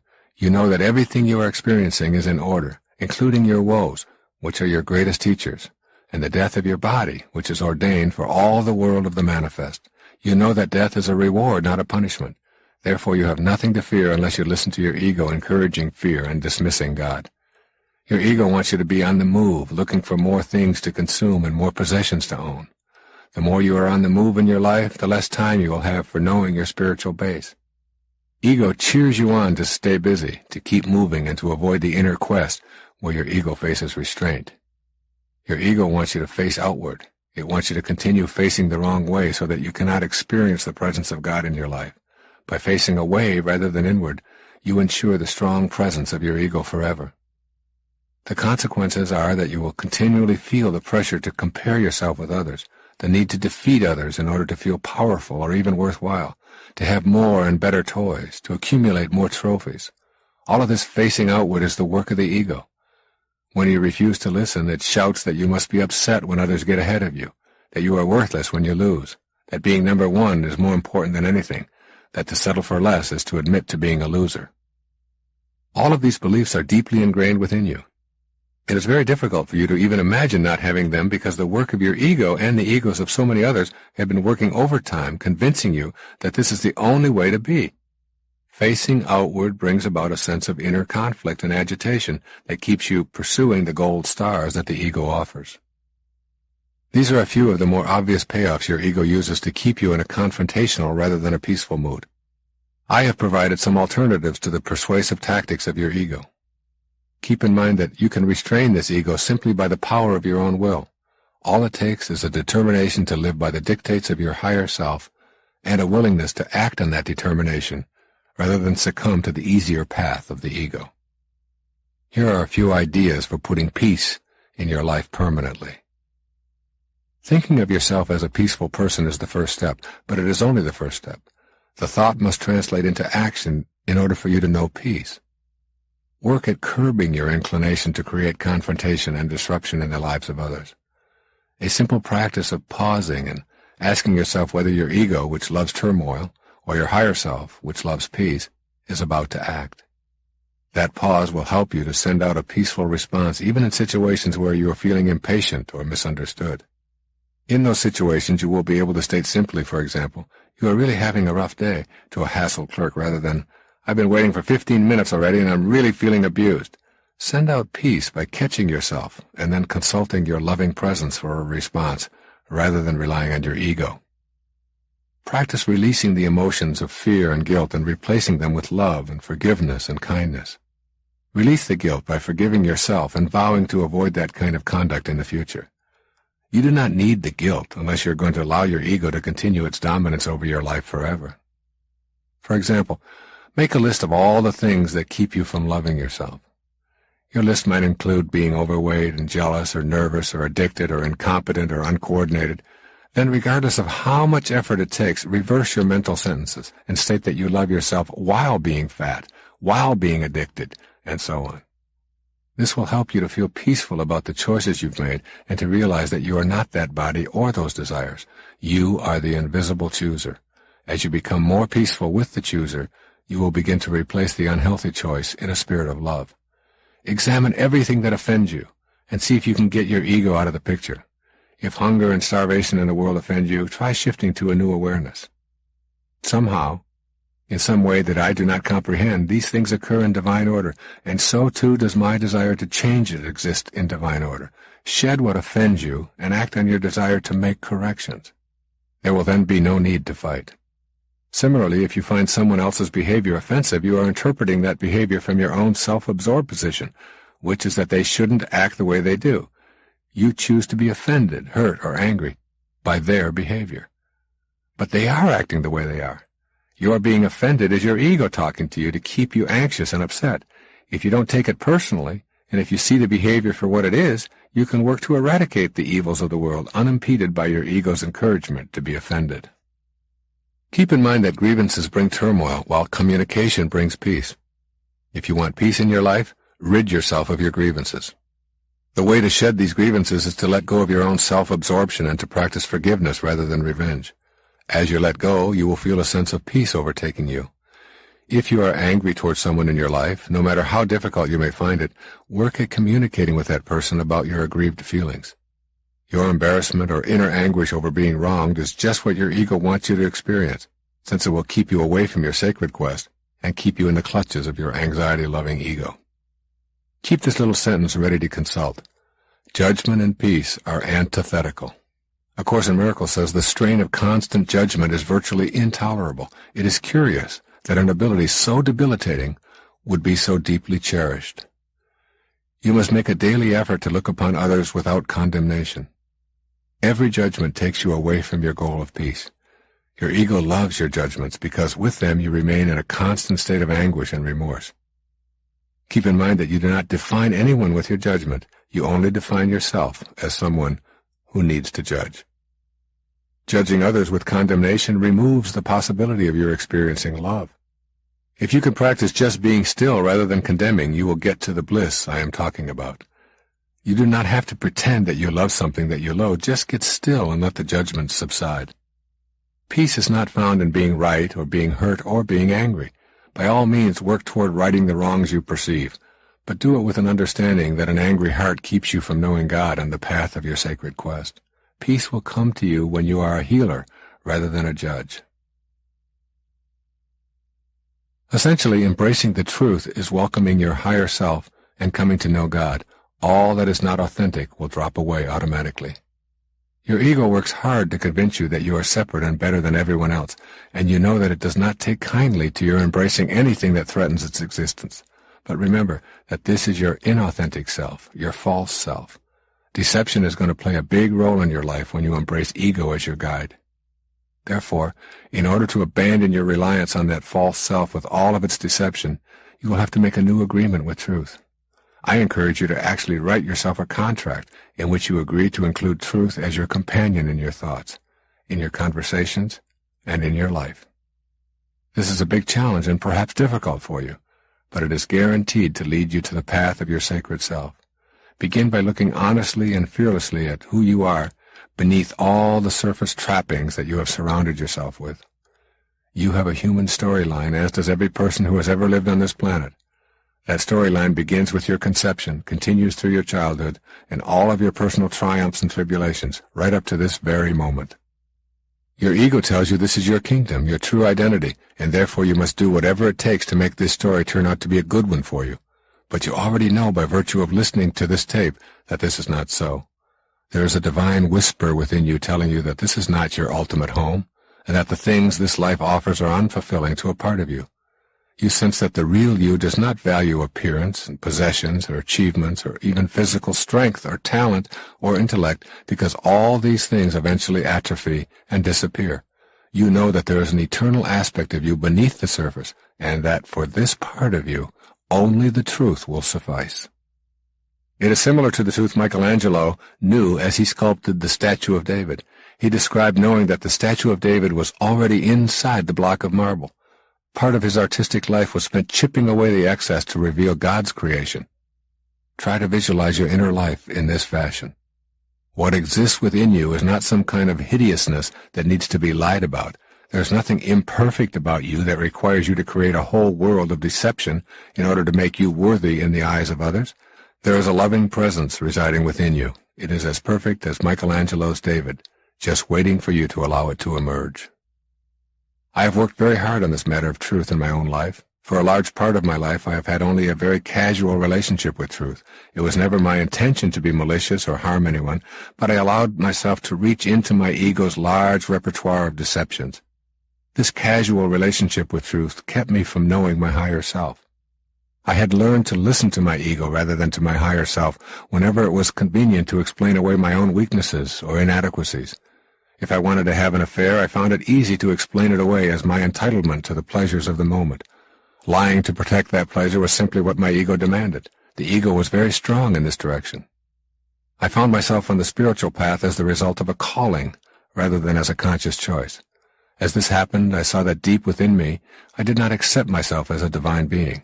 I was at the mercy of my false self, which told me to project an image to the world and did not want me to know God or the truth that is embodied in that knowing. Consequently, I was deceiving myself to maintain that false self. Gradually, it became intolerable to live with the lies, even the small distortions. The truth terrified my ego in the beginning. Then, as I tamed my ego, truth became an enjoyable feeling of freedom. Truth does literally set us free, as St. John told us in the New Testament. The truth shall set you free. Truth sets you free because you no longer are focused on yourself and what kind of an image you are projecting or protecting. You find your identification in the world beyond, with that which is eternal. We see and hear lies all the time. The media is filled with advertising claiming all manner of things that have nothing to do with reality.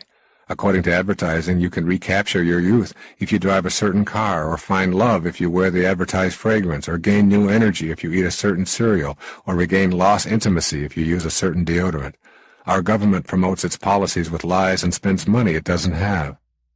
Legislators tell us that we cannot have health care because we cannot afford it, yet they legislate themselves comprehensive care. We are supposed to believe that there is no money available to assist the poor and ill, yet we eagerly finance wars in faraway places. We've all become used to lies. You may have even convinced yourself that to tell lies is a worthwhile activity.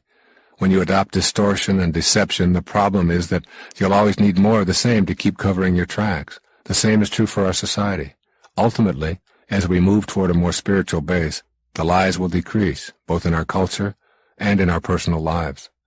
At first, when you discontinue lying, it stings. It's like a new remedy on an old open wound.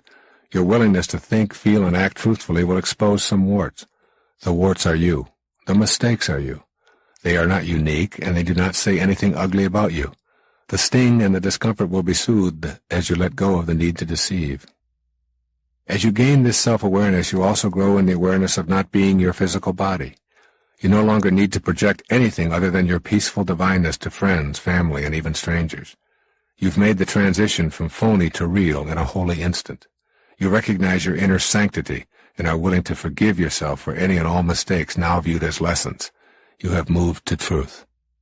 The inner knowing that you no longer have to lie or distort anything for the sake of the approval of others or to elevate yourself in others' eyes is the freedom that truth brings.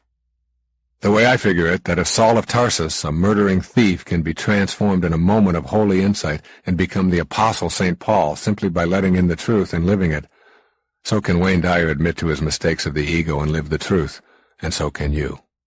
As Thomas Merton put it, we must be true inside to ourselves before we can know a truth that is outside of us. Moving from phony to real is first being true inside and then experiencing the truth of living it. As you begin to live these truths, you not only turn your own world around, you also affect the transformation of the world around you. The truth not only sets you free, but it will set the world free as well. The world's ego cannot stand up to the celestial light of the truth any more than your personal ego can. The distortions that you see around you, the cheating, the lying, stealing, and killing, will begin to disappear as we reach within our own individual selves and transform the ego energy. Here are some suggestions for ridding yourself of deception and embracing truth full-time. Make an inner commitment to establish a new relationship with truth. The way to make this happen is to catch yourself when you're exaggerating or deceiving anyone, including yourself. Then silently tell yourself that you are about to puff yourself up by overstating the truth. Decide to simply relate exactly what happened, no more, no less, and see how that feels. You will discover as you catch yourself immediately before the lie that you are consulting your higher self, which flourishes in truth instead of giving in to ego demands to be false. You will enjoy a deeper, richer experience of life that feels refreshing compared with the phony presentation of yourself seeking approval. Be on the alert for inner dialogues that dwell on your accomplishments rather than the path of purpose. Recently, I remember giving a speech to a large group of radio broadcasters and was very pleased with my performance. After the lecture, as I was jogging, I was reliving the lecture experience. At the very moment that I was seeing in my mind's eye the crowd getting to its feet and applauding, I turned a corner and smacked my elbow into a wall so hard that it sent a sharp pain through my arm that lasted for several weeks. Every time I felt that pain, I was reminded to get my ego out of the way and stop focusing on myself. I was reminded of my purpose and my service, and not to get caught up in the applause.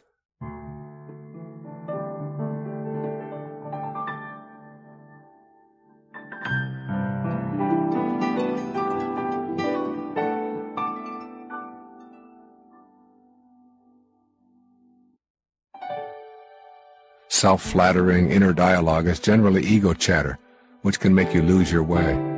Inner dialogue about your purpose in life will keep you on the path. Be silent.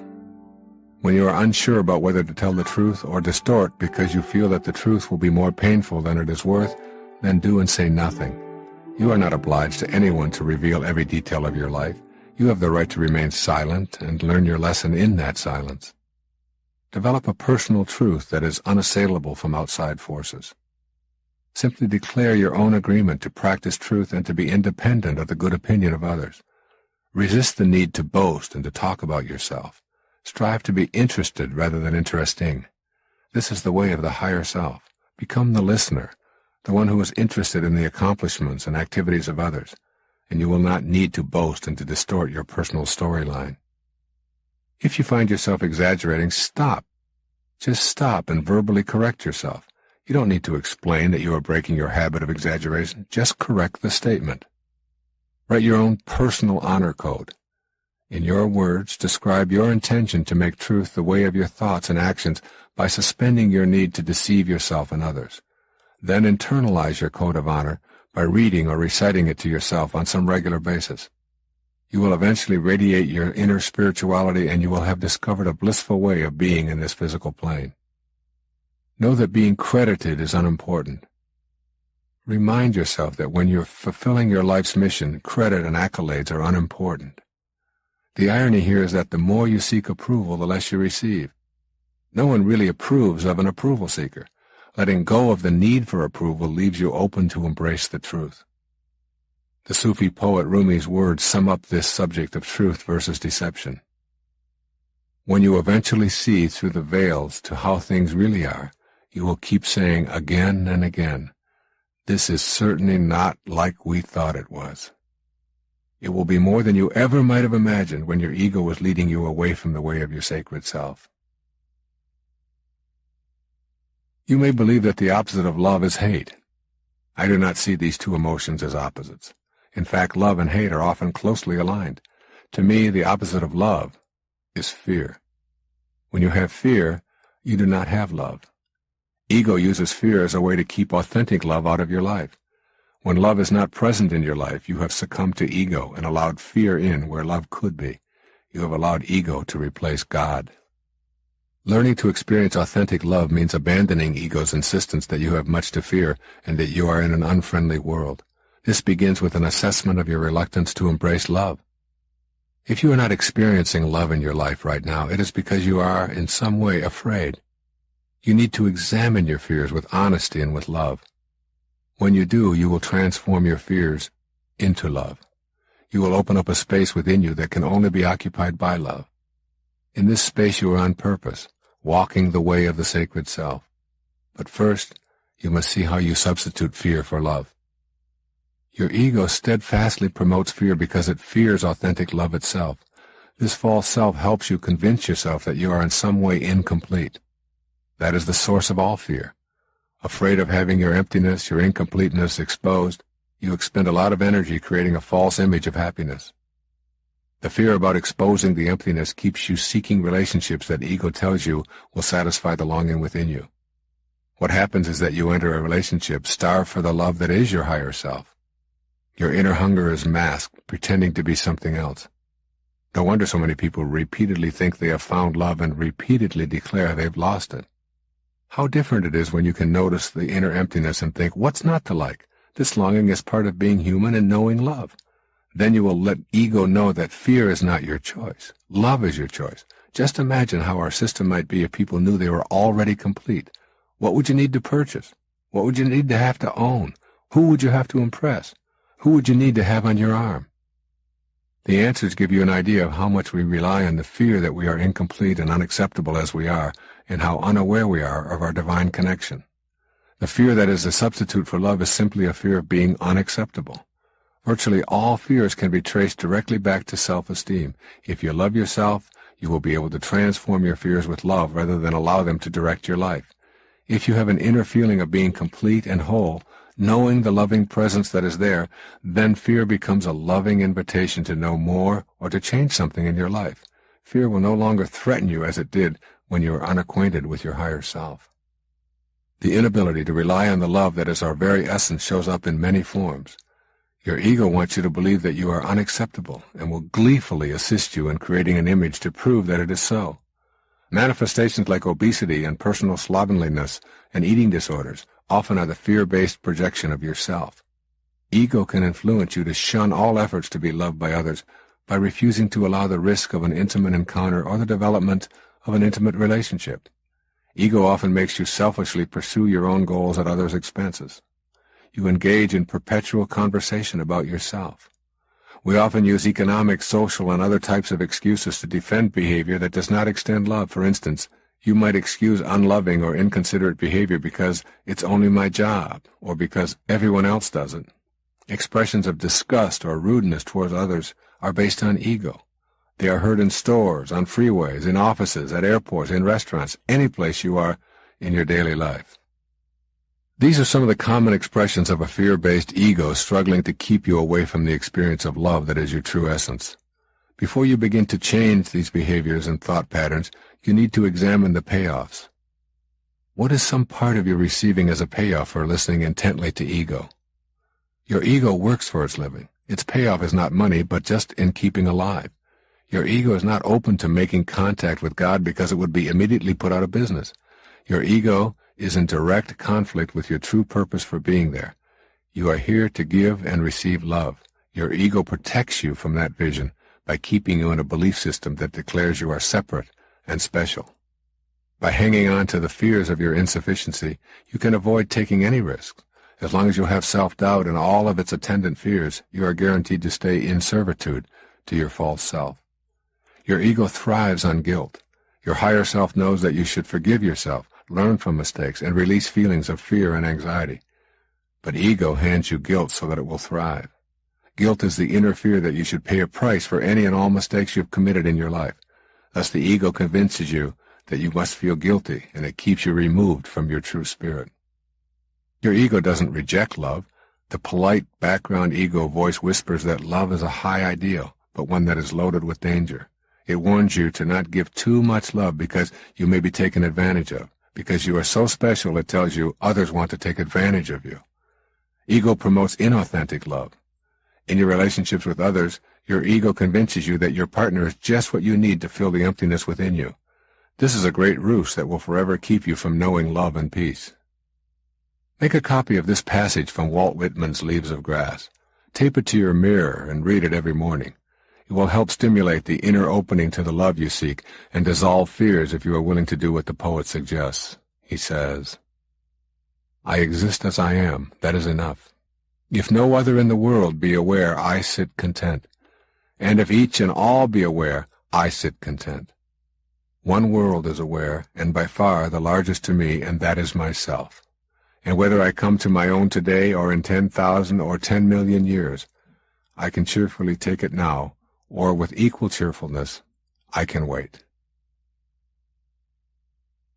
Remind yourself that God created you in perfect love, that is changeless and eternal. As you recognize and affirm this aloud each day, you will lose your fear of inadequacy and incompleteness.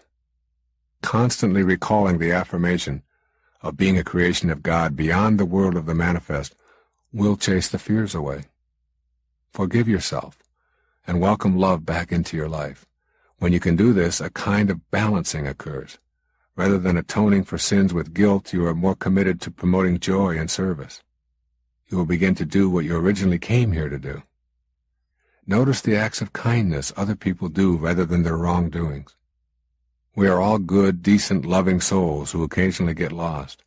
When you can focus on the good in another and hold that in your mind, you are acting from your higher self. This can help dissipate fear and anger.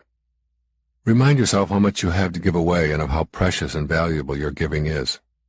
You have the same force running through you that allows the planets to move, the earth to orbit, the seeds to sprout, and the flowers to open. There is not a separate God for each person. There is one universal intelligence flowing through all of us. This is the force of love. Remind yourself of that every time you doubt your own divinity. Affirm to yourself that you are divine, and that you love and are loved, and will not be pressured by your false thinking ego to not know this. Remind yourself that the same force flows through you that flowed through Jesus Christ and Buddha. This should help whenever you feel your ego sneaking in, attempting to put fears of inadequacy and doubt into your mind. Accept that you are enough. I am enough affirms that you choose love and chase away doubts and fears. With the higher self as your new guide, you have permission to arrive and relax. You no longer have to prove yourself, but can begin in joyful earnestness to travel the path of love. Take the risk of intimacy whenever possible. Snuggle up and risk saying how much you love and appreciate someone. Tell that person that you're willing to be vulnerable in order to know him or her better. These open-hearted ways of expressing yourself can defeat fear of intimacy. Use any excuse you can to express your love, and try to ignore the vehicle of expression. It is the substance of what you are and feel that counts, not the vehicle that you use. If those fears ever start to return, stop and ask yourself, so what's not to like? You cannot have a better past, so abandon the idea right now. You did what you knew how to do, given the circumstances of your life. Those mistakes of the past were driven by your ego, which wanted to keep you in its grasp. You listened to your false self and recoiled in fear over the idea of anyone knowing your true self. You moved away from love, but now you are back and making the choice for love. You know deep within you that at your primal level, you have been designed for love and happiness. You can choose to return to the brilliant light of love that is always with you. Go there often, and all of your fears will be replaced by love. Let your thoughts remain on love. This is the realization of your higher self. It is the realization of your sacred quest. You can make the decision to be free from fear and doubt. There is no greater freedom. It can be difficult to finally just lighten up and understand that life is what happens while you're making other plans. This is it. Each and every instant of your life takes place in the present moment. Using your present moments to chase after future moments is an ego-based activity. When you are finally able to say that you have arrived, you will know what it feels like to be free. Your higher self does not want you to be lazy or without purpose, but to realize the power in knowing that you have arrived. When you know that this moment is your entire life, you are not focused on past or future moments, and you release the stress and tension that accompanied the striving lifestyle. With that release, you become more productive and peaceful than you were when you looked behind or ahead of yourself, and did not allow your mind to rest in the still center of the present moment. Being fully in the now means that you will experience heaven on earth because you are completely absorbed in the soul of the holy instant. To experience the bliss of knowing that you are here now in this moment, and that is all there needs to be, all there ever was, and all you will ever know, you must learn to trust your higher self and let go of those ingrained teachings from all the egos that have influenced your life up until now. You will begin to realize that you are not on trial in the now here. You will soon realize that your mission is to serve and extend the love that is your basic essence, period. You don't have to do more, even though you may choose to do a great deal. Your overriding objective is to stay focused on sending and receiving agape, the love of God. If you incorporate the following ideas into the practice of your daily mission, you will succeed in your objective. Nothingness. Nothingness has a very positive value in your life. It is out of nothing that all is created. Space is considered to be nothing, no particles, no form, so we describe it as nothing. To fear this empty space, or to deny its value as a part of us, means doubting our own existence. We came from nothingness, the nowhere I've described throughout this tape, to this world of form, the now here. Surrender. To understand the concept of surrendering, you will not be able to rely on your ego. Ego never wants you to even consider surrendering. It would much rather you hang on to the belief that you must strive and cling to the familiar way. The notion of being attached to what happened to you in the past can be very deeply ingrained in you by your false self. You must learn to recognize ego's attachment to the past when it uses this to keep you stuck in striving. Surrender the belief that your past is what is driving your present. Surrendering also means learning to recognize the signals from your higher self that something within you needs to be witnessed. This means surrendering to whatever is in the present moments of your life. For many people, it can be confusing to discern whether it is ego or spirit that is at the helm. I find that using the image of a boat moving along the surface of a lake is helpful in making the distinction between ego and higher self. I visualize the wake of the boat as a symbol of the past. The wake is not driving the boat, it is merely the trail that is being left behind by the present moment movements of my boat image. What drives the boat is the energy generated in the now. I do not credit or blame the past for the boat's present state of arriving in this spot on the lake. That past cannot drive you in this now, and that past needn't be held responsible for the boat's problems. Practice surrendering by creating a new agreement with now. Agree to know that your past is a trail of present moments that are all left behind, and at the same time, know that if you are having difficulty in this present moment, you will surrender to that reality. Surrendering invites your loving presence to be available in every now moment. What a pleasure each moment can then be, even the last moment. Acceptance. Once when I was asked to define enlightenment, the best I could come up with was the quiet acceptance of what is. I believe that truly enlightened beings are those who refuse to allow themselves to be distressed over things that simply are the way they are. To arrive rather than to strive means applying the wisdom of Reinhold Niebuhr's so-called serenity prayer. God grant me the serenity to accept the things I cannot change, the courage to change the things I can, and the wisdom to know the difference. Knowing the difference can be the most difficult part. There is an ancient Zen teaching that says if you understand, things are just as they are. If you do not understand, things are just as they are. This is the essence of acceptance, and the way of arriving rather than striving. Bewilderment. Your physical being is an enormous miracle. Its thousands of working parts function with a divine organizing intelligence. Consider your blood circulation, air inhalation, and oxygenation, your eyes, muscles, and bones, all responding to a brain and nervous system that is beyond comprehension. There are miles of arteries and veins, intestines with infinitely tiny microbes, all working in unison with that divine intelligence that creates the body you occupy. To be in a state of bewilderment, stop and behold the wonder of you. Allow yourself to enjoy the bewilderment and awe of who and what you are. There is the miraculous machine that houses you, and there is the incomprehensible mystery of the ghost in the machine that is your mind and soul observing all. Patience. Our loving presence offers us the infinite patience that originates with God. It has taken me over 50 years to know many of the concepts I have talked about on this tape. God has been patient. I have done things in my life that today make me shudder in contempt, yet God somehow stuck it out with me, patiently seeing the potential for something grander. I have stolen and shoplifted in my earlier days, lied all too frequently, been promiscuous and unfaithful, used substances, and through all this and much, much more, God showed me her infinite patience. The stories of the lives of St. Paul and St. Francis of Assisi describe the same kind of patience. This infinite patience is available to you at all moments. Regardless of where you have been, how you have lived, or how much you have relied upon your false self, God's infinite patience is ever present.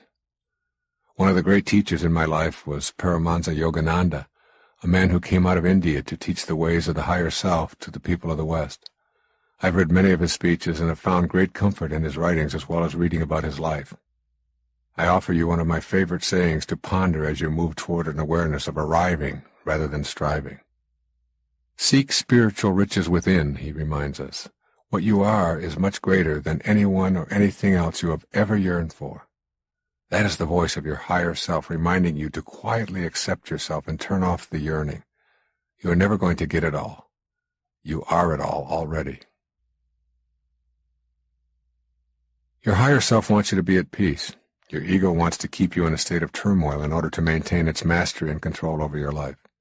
You've probably listened to your ego most of your life. The result of listening to ego is that most of us allow ego to talk us into choosing dominance rather than tolerance as our style of interacting with life. Making the change from dominance to tolerance requires disciplining ego and listening to your sacred self.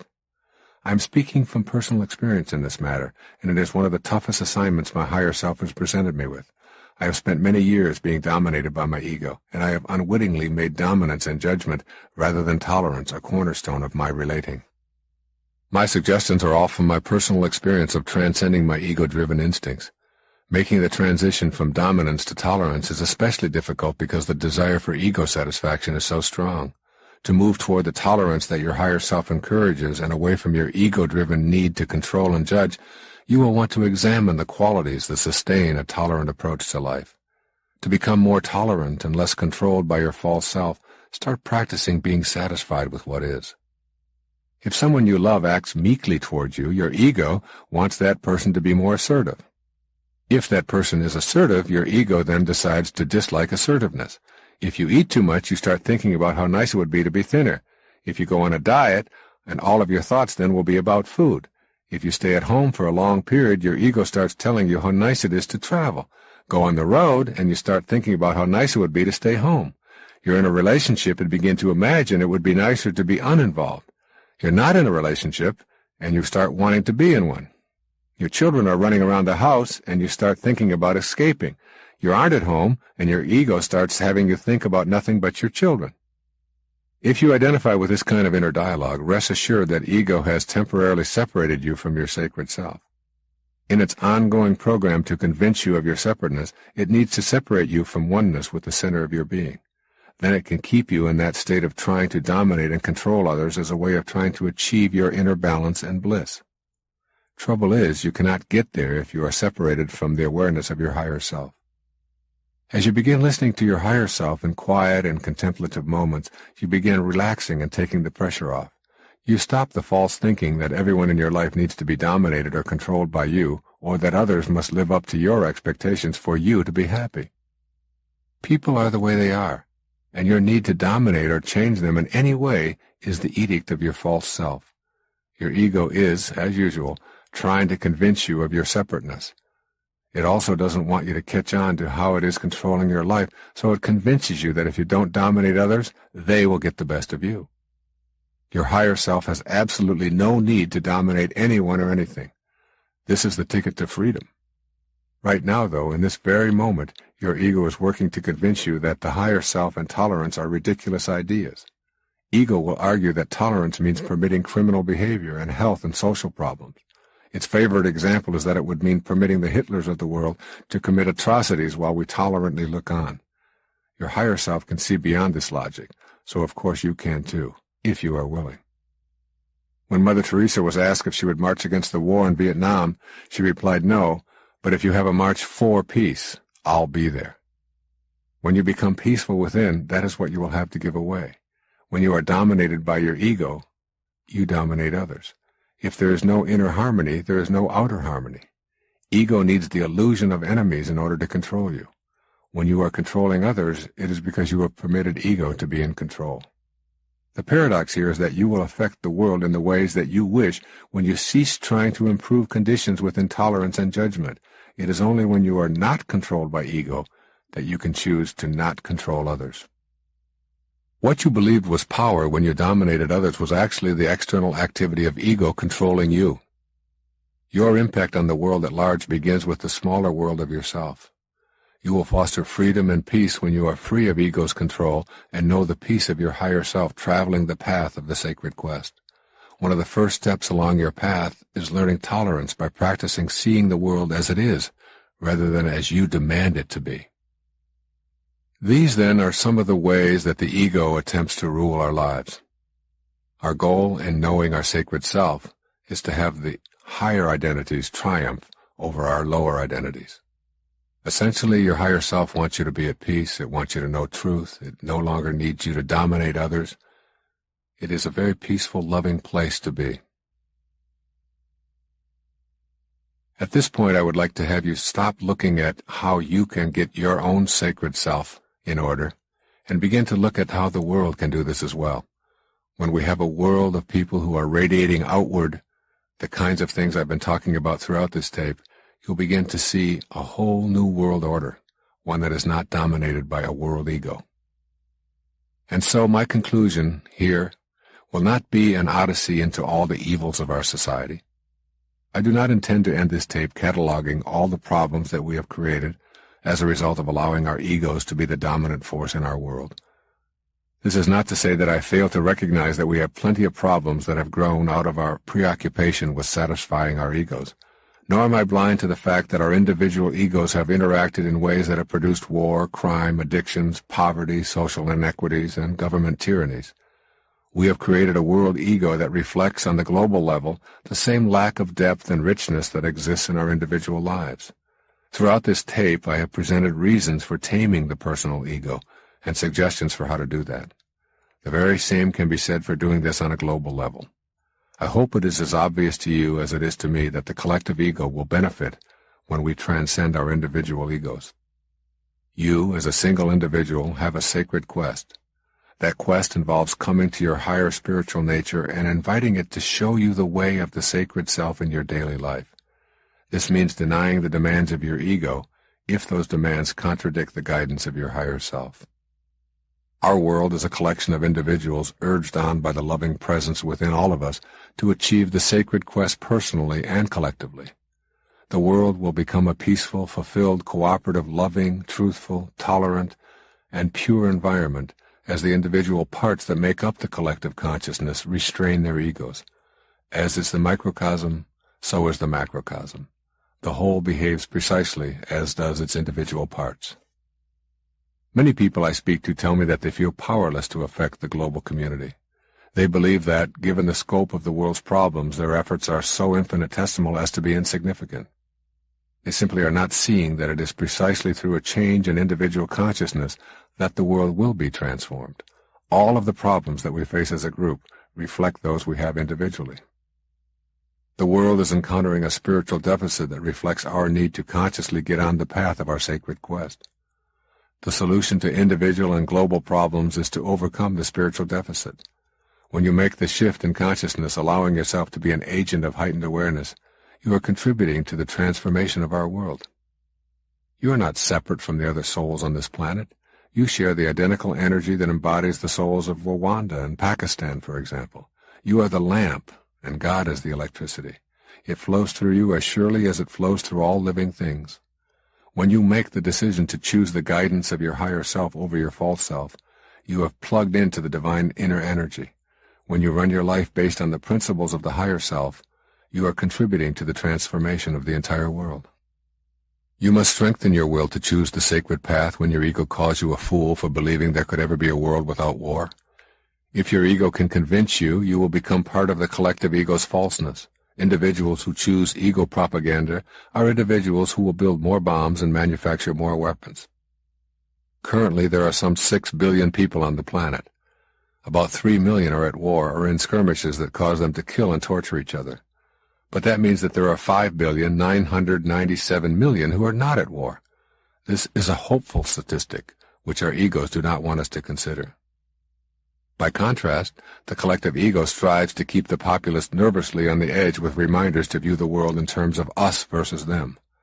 This ego viewpoint not only reinforces the insane escalation of ways to kill each other, but is also responsible for most of our social problems.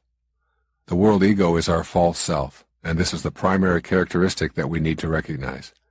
We want to believe that we are our physical bodies, and that the territories we occupy are so important that we are willing to kill each other in order to maintain those boundary lines. We have become convinced that our true identities are located in tribal ancestries, traditions, histories, genealogies, and the color and shape of our bodies. We have lost sight of our authentic identities because of the labels that our egos have assigned to us.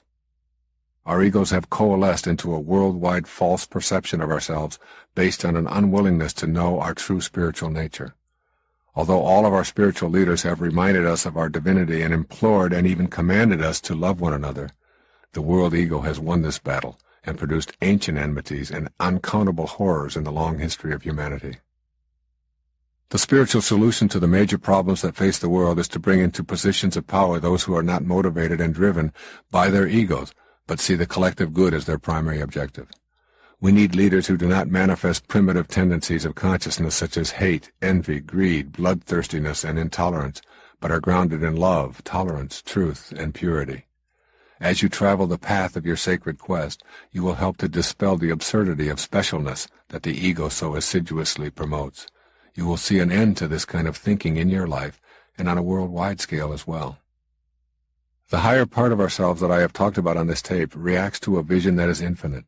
This is assuredly not the vision of the ego. The ego is just as cowardly on a collective scale as it is on an individual basis. The world ego is frightened of a mass appeal to overcome our spiritual deficit. When people face inward and embrace a more loving perspective, the power of the sacred self will create change not only in the community but in the entire world as well. The world ego will do all that it can to prevent this kind of inner approach. It will ridicule those who promote meditation, peaceful demonstrations, and the love of God as a way out of the morass of social evils. The collective ego convinces itself that money makes it special, and thus it will throw dollars at any problem and pride itself on the undertaking. Consume, consume, consume. More is better. The more you accumulate, the fancier your toys, the bigger your shopping malls, the more petrol that you use in your automobiles, the more successful you are. It is a push away from peace toward a style of consumerism and capitalism that is defended as the way of civilization. Yet your higher self knows there is no peace in the more is better. It is just as true on the collective level as it is on the individual plane. The higher self urges you to simplify and to avoid contributing to anything that hurts others or increases the separation from your spiritual source. As you listen more closely to your sacred self and transcend your ego, so too will the world ego be shifted away from power, control, and money, back to the basic virtues of higher awareness, back to peace, beauty, love, purity, tolerance, patience, and compassion. This does not mean that the benefits of technology cannot be enjoyed. It means that the ego will not be the motivating force in our lives. What we truly are as a people is a force that craves peace and simplicity. We want that deeper awareness that comes with the sanity of the higher self. It is insane to continue believing that we are a collection of tribes, each with a separate identity and a special mission. It is insane to believe that anyone who does not fit into our particular tribal mentality is a potential enemy. We know that there is not a separate God for each of us, or even for each of our tribes. We know that there is a universal divine intelligence that flows through all of us, and in that sacred space within us, we are all one and the same. We know that the best within us is love, kindness, and compassion. Yet our egos, both individually and collectively, have campaigned long and hard to promote a false idea. How sane is it for people to be killing each other over disputes that ancient egos created long before we arrived? How sane is it for us to believe that some of us deserve to eat the food that God provides, and that others do not deserve it by virtue of their geographic location? How sane is it for us to pump up our youth with the philosophy of the free ride by leading them to believe that if they want something, they deserve it? How sane is it to show our children pictures of violence as entertainment and allow them to adopt the ego belief that it is human nature to hurt others as a way to defend a right to be special and separate? As our higher selves begin to triumph over ego in the daily decision-making of our lives, we will truly be making progress on the path of the sacred quest for all of humanity. You must banish all doubt about your ability to facilitate such a quest and begin to know that you are both the microcosm and the macrocosm. There is a universe within you, a unified field of all possibilities that you can reach as you become the compassionate witness. Be silent. Shut down the inner dialogue.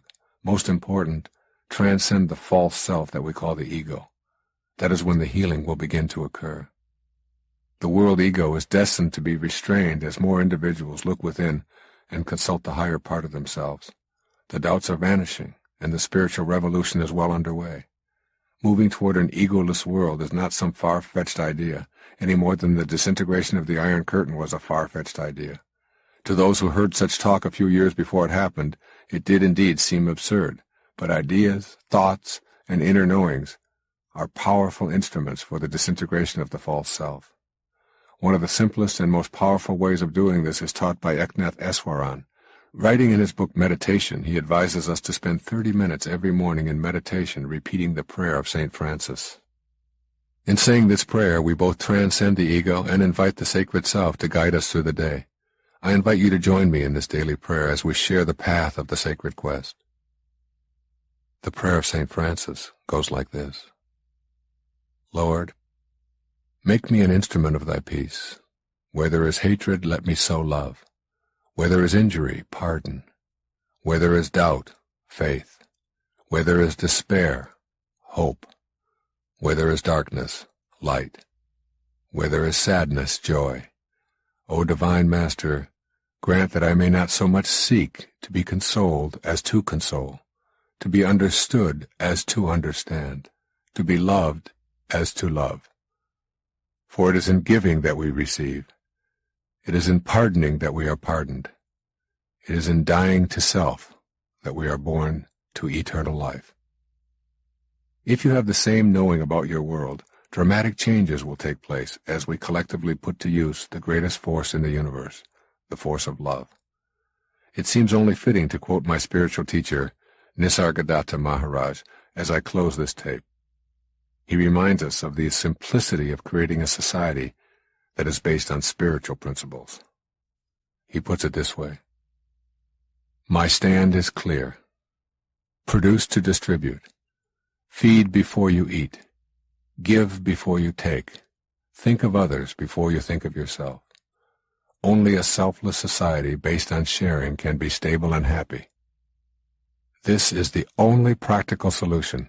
If you do not want it, then fight. I want it. I encourage you to do the same. God bless you, and thank you for listening.